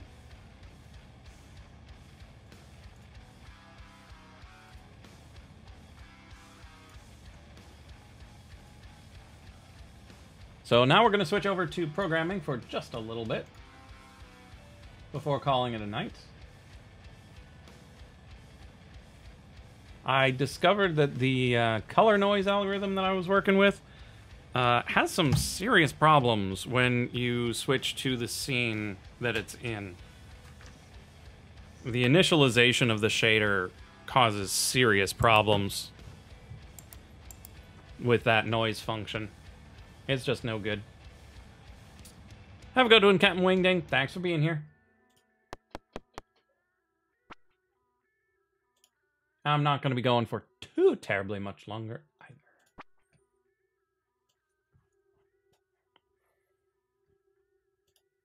Okay, so previously we've done the hue isolation, color noise, chroma gamma, luma gamma, and whatnot. Today I want to play around with vignette. So vignette is down here at the end. After everything else is done, we're going to do vignette. And so for this, we're going to have to make use of where the pixel is that we're looking at, and a couple of variables that will eventually be uniform, but we'll set them for now. So we're going to use VC as our vignette constants. Our vignette constants will be... Actually, we probably only need the one.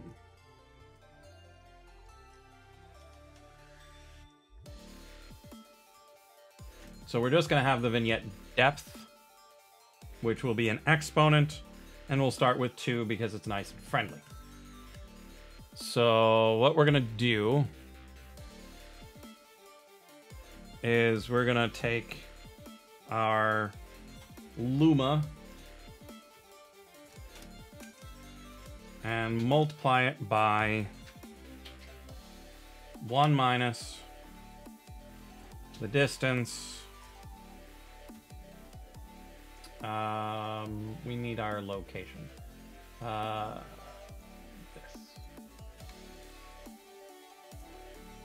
Dot x squared plus y squared. And so at the center, this should be 0, and thus this should be 1. Okay, so that is the very, very low-level thing, and this 2 is that we're raising it to the power and then taking the root of that power.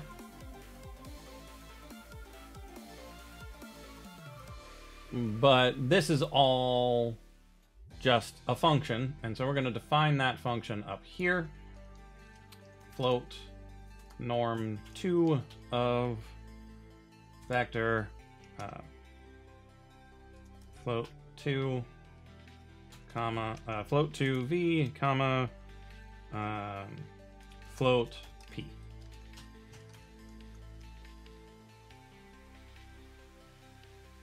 And so what this does is it takes pow of v dot x. Well, actually, what it really takes is the pow of the pow of v dot x comma p plus pow of v dot y comma p comma 1 over p.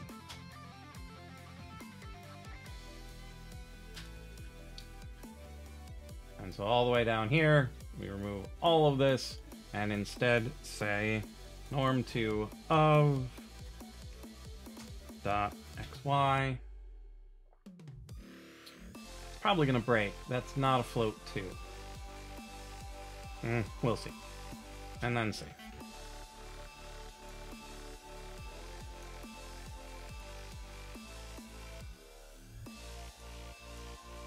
Yeah, kind of figured that would break it.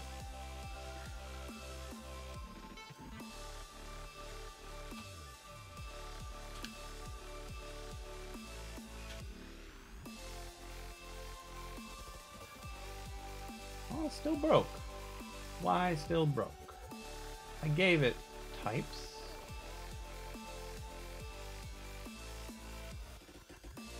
And did I forget to send in the P?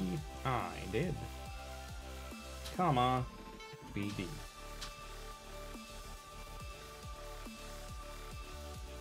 Still a problem. So what we're gonna do instead is send in 0, 0. Still broken. We will comment this part out.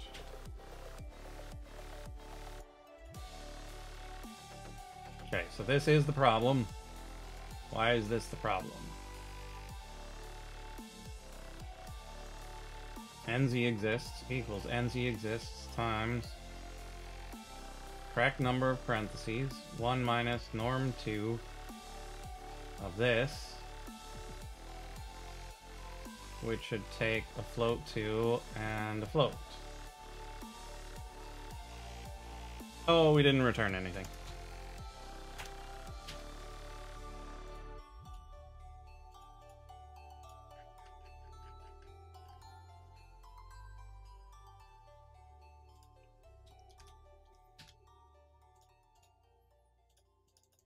Brilliant.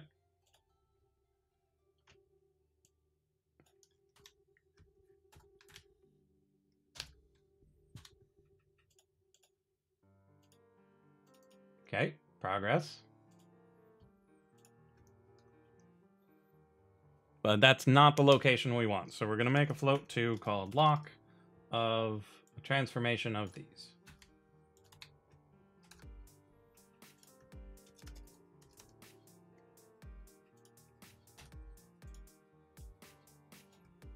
and pass in lock. So we're gonna try that again, make sure it doesn't break it. Brilliant. And so what this actually should be is minus 0.5 times 2, because we want it from -1 to 1.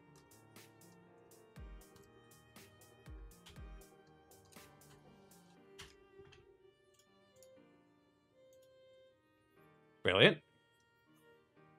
And so this is the beginnings of a vignette where you get a nice little shadow around the outside, but this, it's too dark around the outside.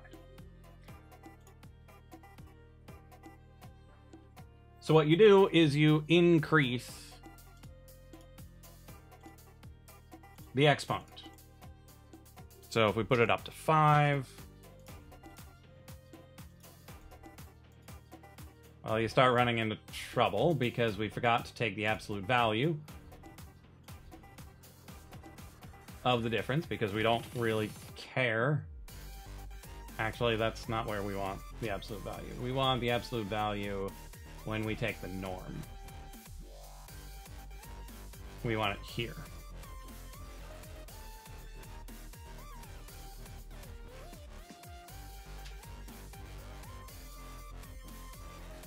There we are. And so putting it at 5 pushed it out a little further. Let's try 7. Okay, 7's still fine. Try 10. Now it's starting to get a little bit hazy on what it's supposed to be doing. 15.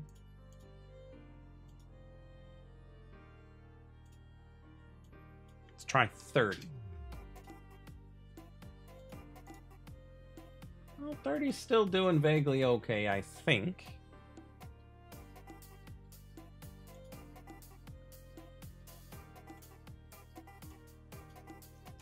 But we want exponents probably up around 100. And now we get a problem where it stops being smooth and we just get 1 and 0. And that's not good. That's showing numerical instability. And so what we need is a more robust version of this norming procedure. And I don't remember the exact process, so I'm going to look it up.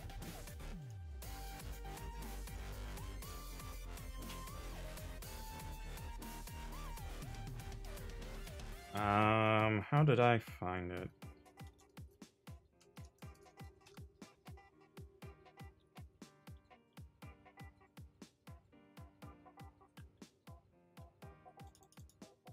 Oh, it's log sum exp robust norm.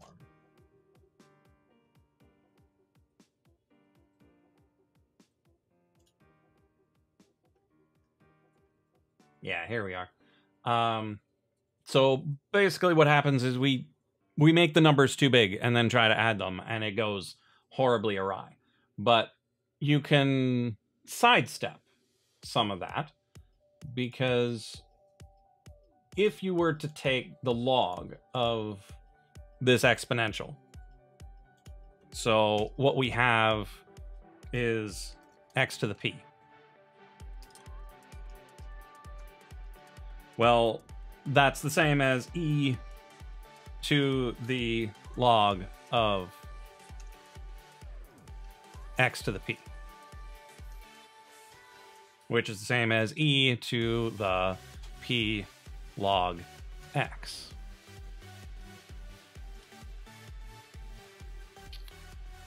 And so we also want y to the p. So if we take the log of x to the p plus y to the p, well, we have a little bit of a problem here. But you can do something along those lines to make this a lot more tractable.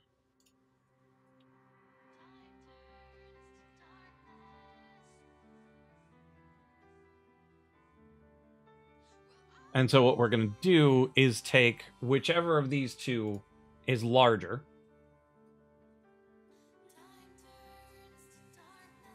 and divide by that number. Now, these are both smaller than 0, and so the problem becomes that they're too small, and hopefully this method will still work.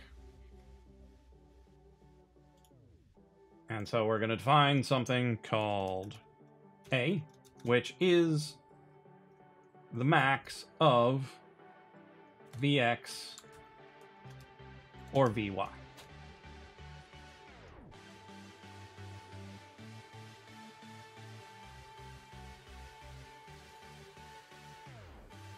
Then what we're going to get is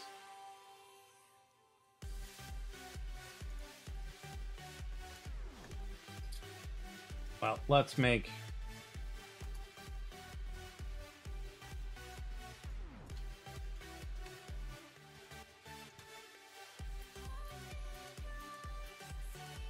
that our other function. And what we're going to return is A times the raw norm, which we did just a moment ago, of V divided by A, comma, P.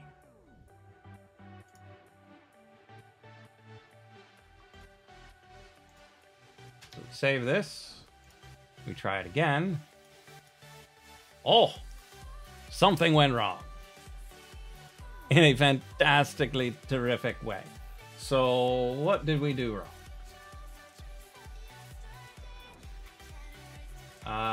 Oh, we need the max of the absolute value of these.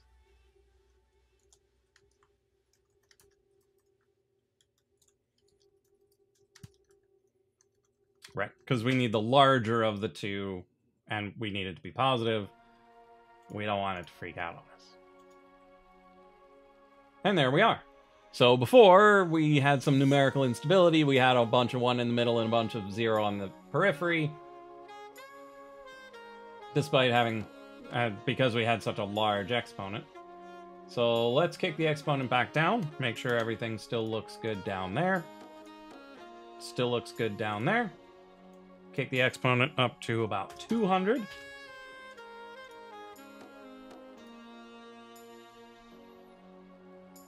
Doing all right. Okay.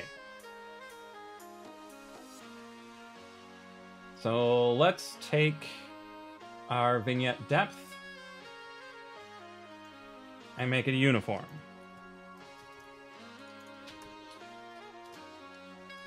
And then we're gonna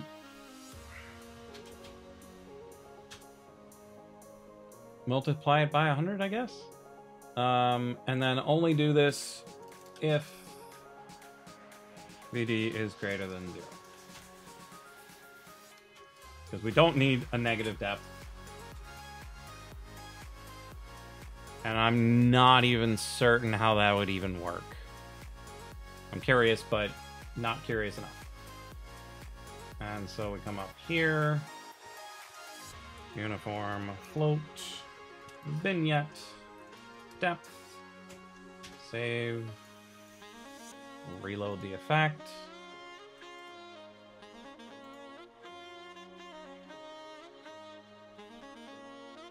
So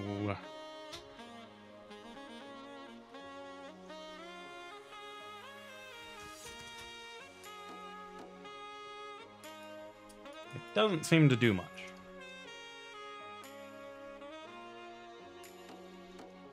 Oh, I think at some point it just can't. It can't do anything. Like, it's consistent, but it's imperceptible. Okay, so let's get rid of the multiplier.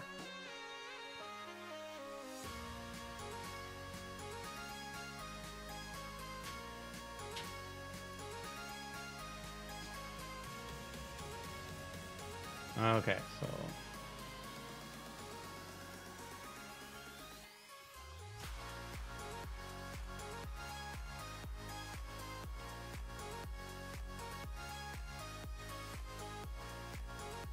because by the time it gets to 20, you don't even really notice it anymore.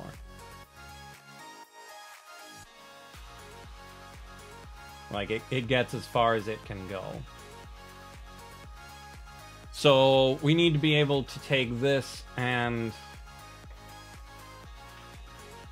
exaggerate it, I guess, is the right word for it.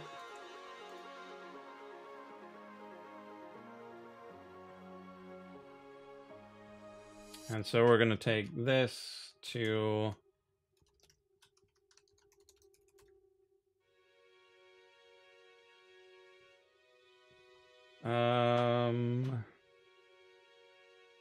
what should we call this? Curve plus 1.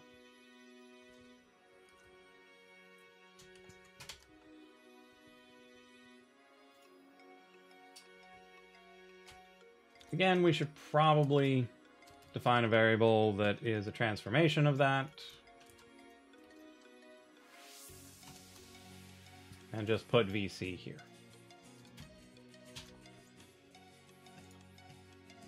And then up top, we define the curve.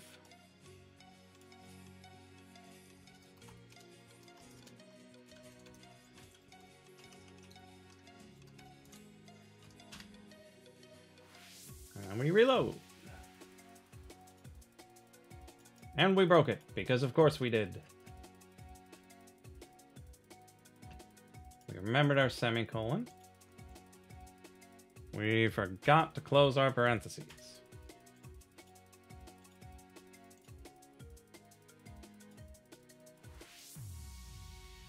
There we go.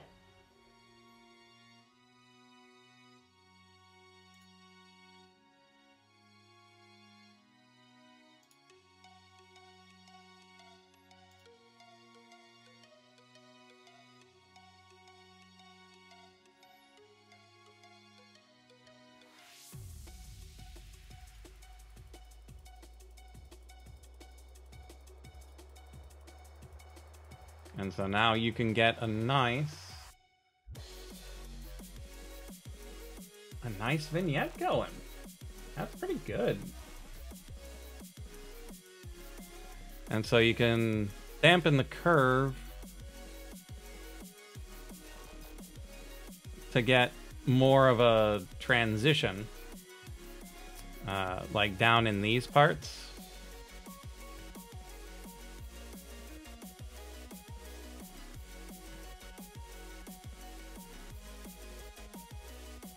And so the depth controls how far out it goes.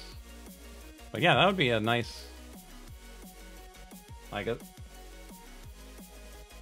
from there, just animating that would be really cool.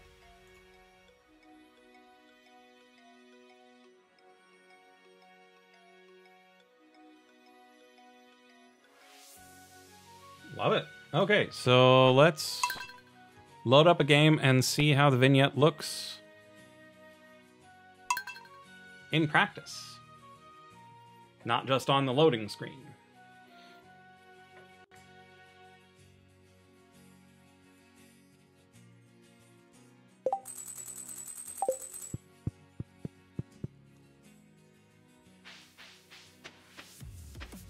Okay, now to adjust it a bit.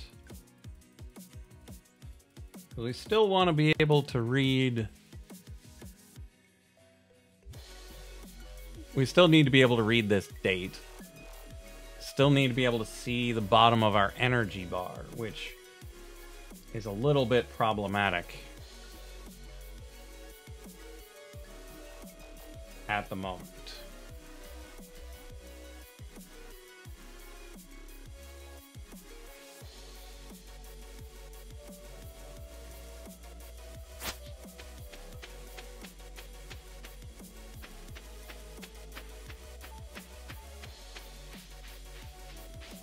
Well, that looks pretty good. Let's check it out full screen.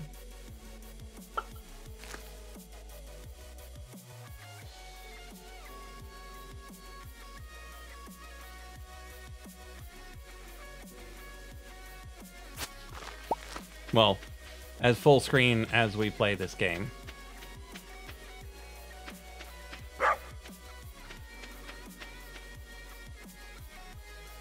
I don't know. I kind of want it further in.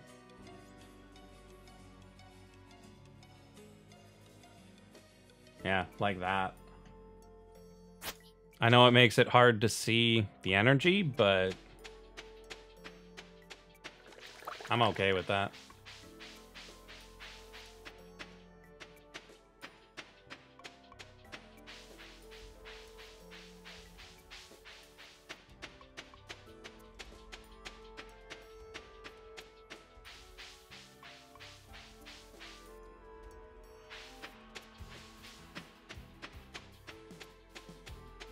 I want to go check out the mine.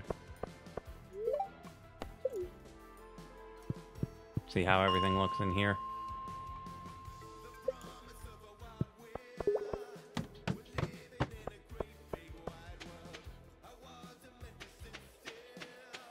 That looks really cool.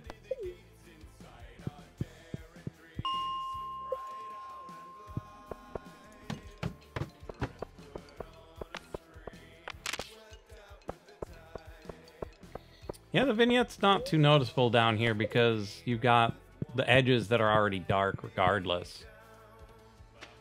You see more of it when you're out in the world. I still don't think it's pronounced enough.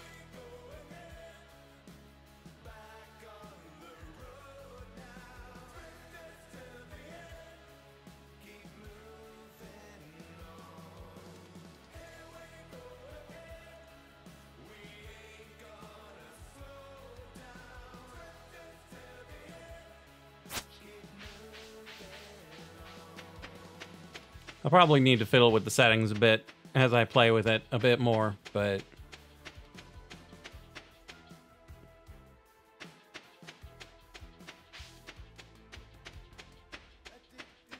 I like how it draws the focus into the middle.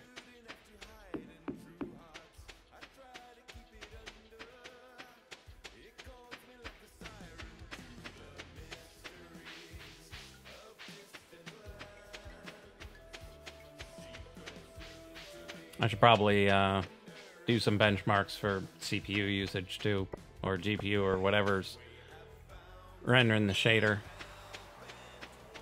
Oh man, that looks so nice in the corners on the beach.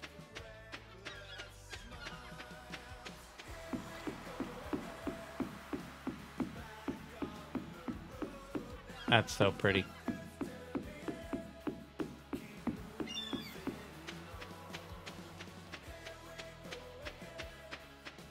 It's getting a tiny bit jittery though, I think.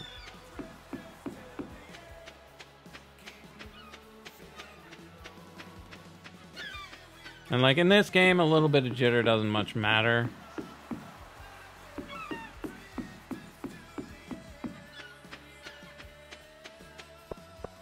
But other games, you're gonna have a much more serious problem with the jitter. Let's see if I can get some benchmarks up.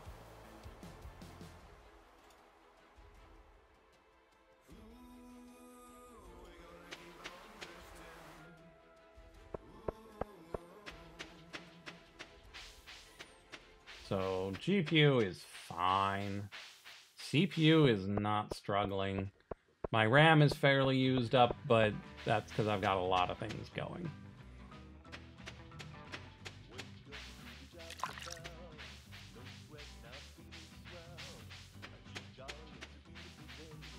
So yeah, that's pretty good. Didn't take too long, and our numerical stability cure worked out just fine. But the basic problem was that since we were taking numbers that were smaller than 1 to enormous powers, they became essentially 0.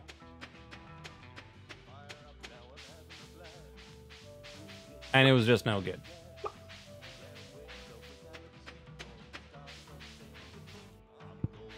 And so by rescaling them and working with more friendly numbers, we could still take them to fairly decent sized powers. And get a reasonable result back out, which is what gives us this nice television-shaped curve around the sides.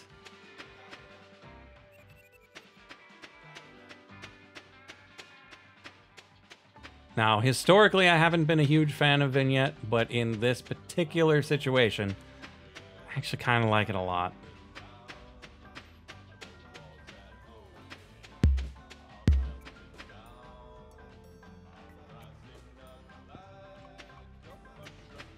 Okay. And it's now 9 o'clock. So half an hour worth of shading. Which is probably longer than we should have needed for this, but that's fine. We're just going around and testing. We wrote a little bit of code. Seems to be running just fine. And so thank you to everybody who stuck around. There will not be a stream on Friday because I will be going out of town. I'm not going to be able to stream before I go. So the next stream is likely to be next Tuesday with the multiplayer stream with Frog, because Monday back to the rehearsal grind. Yeah, so Monday rehearsal, Tuesday we'll be back with Stardew Valley, most likely multiplayer, and then Wednesday will be the last day of October, so we'll either do more drawing or more shading. We'll see how it goes. But thank you for being here till the end if you're here. Thanks for watching the VOD if you're watching the VOD. And I will see you in the next live stream or video of drawing or shading or Stardew Valley or who knows what with light.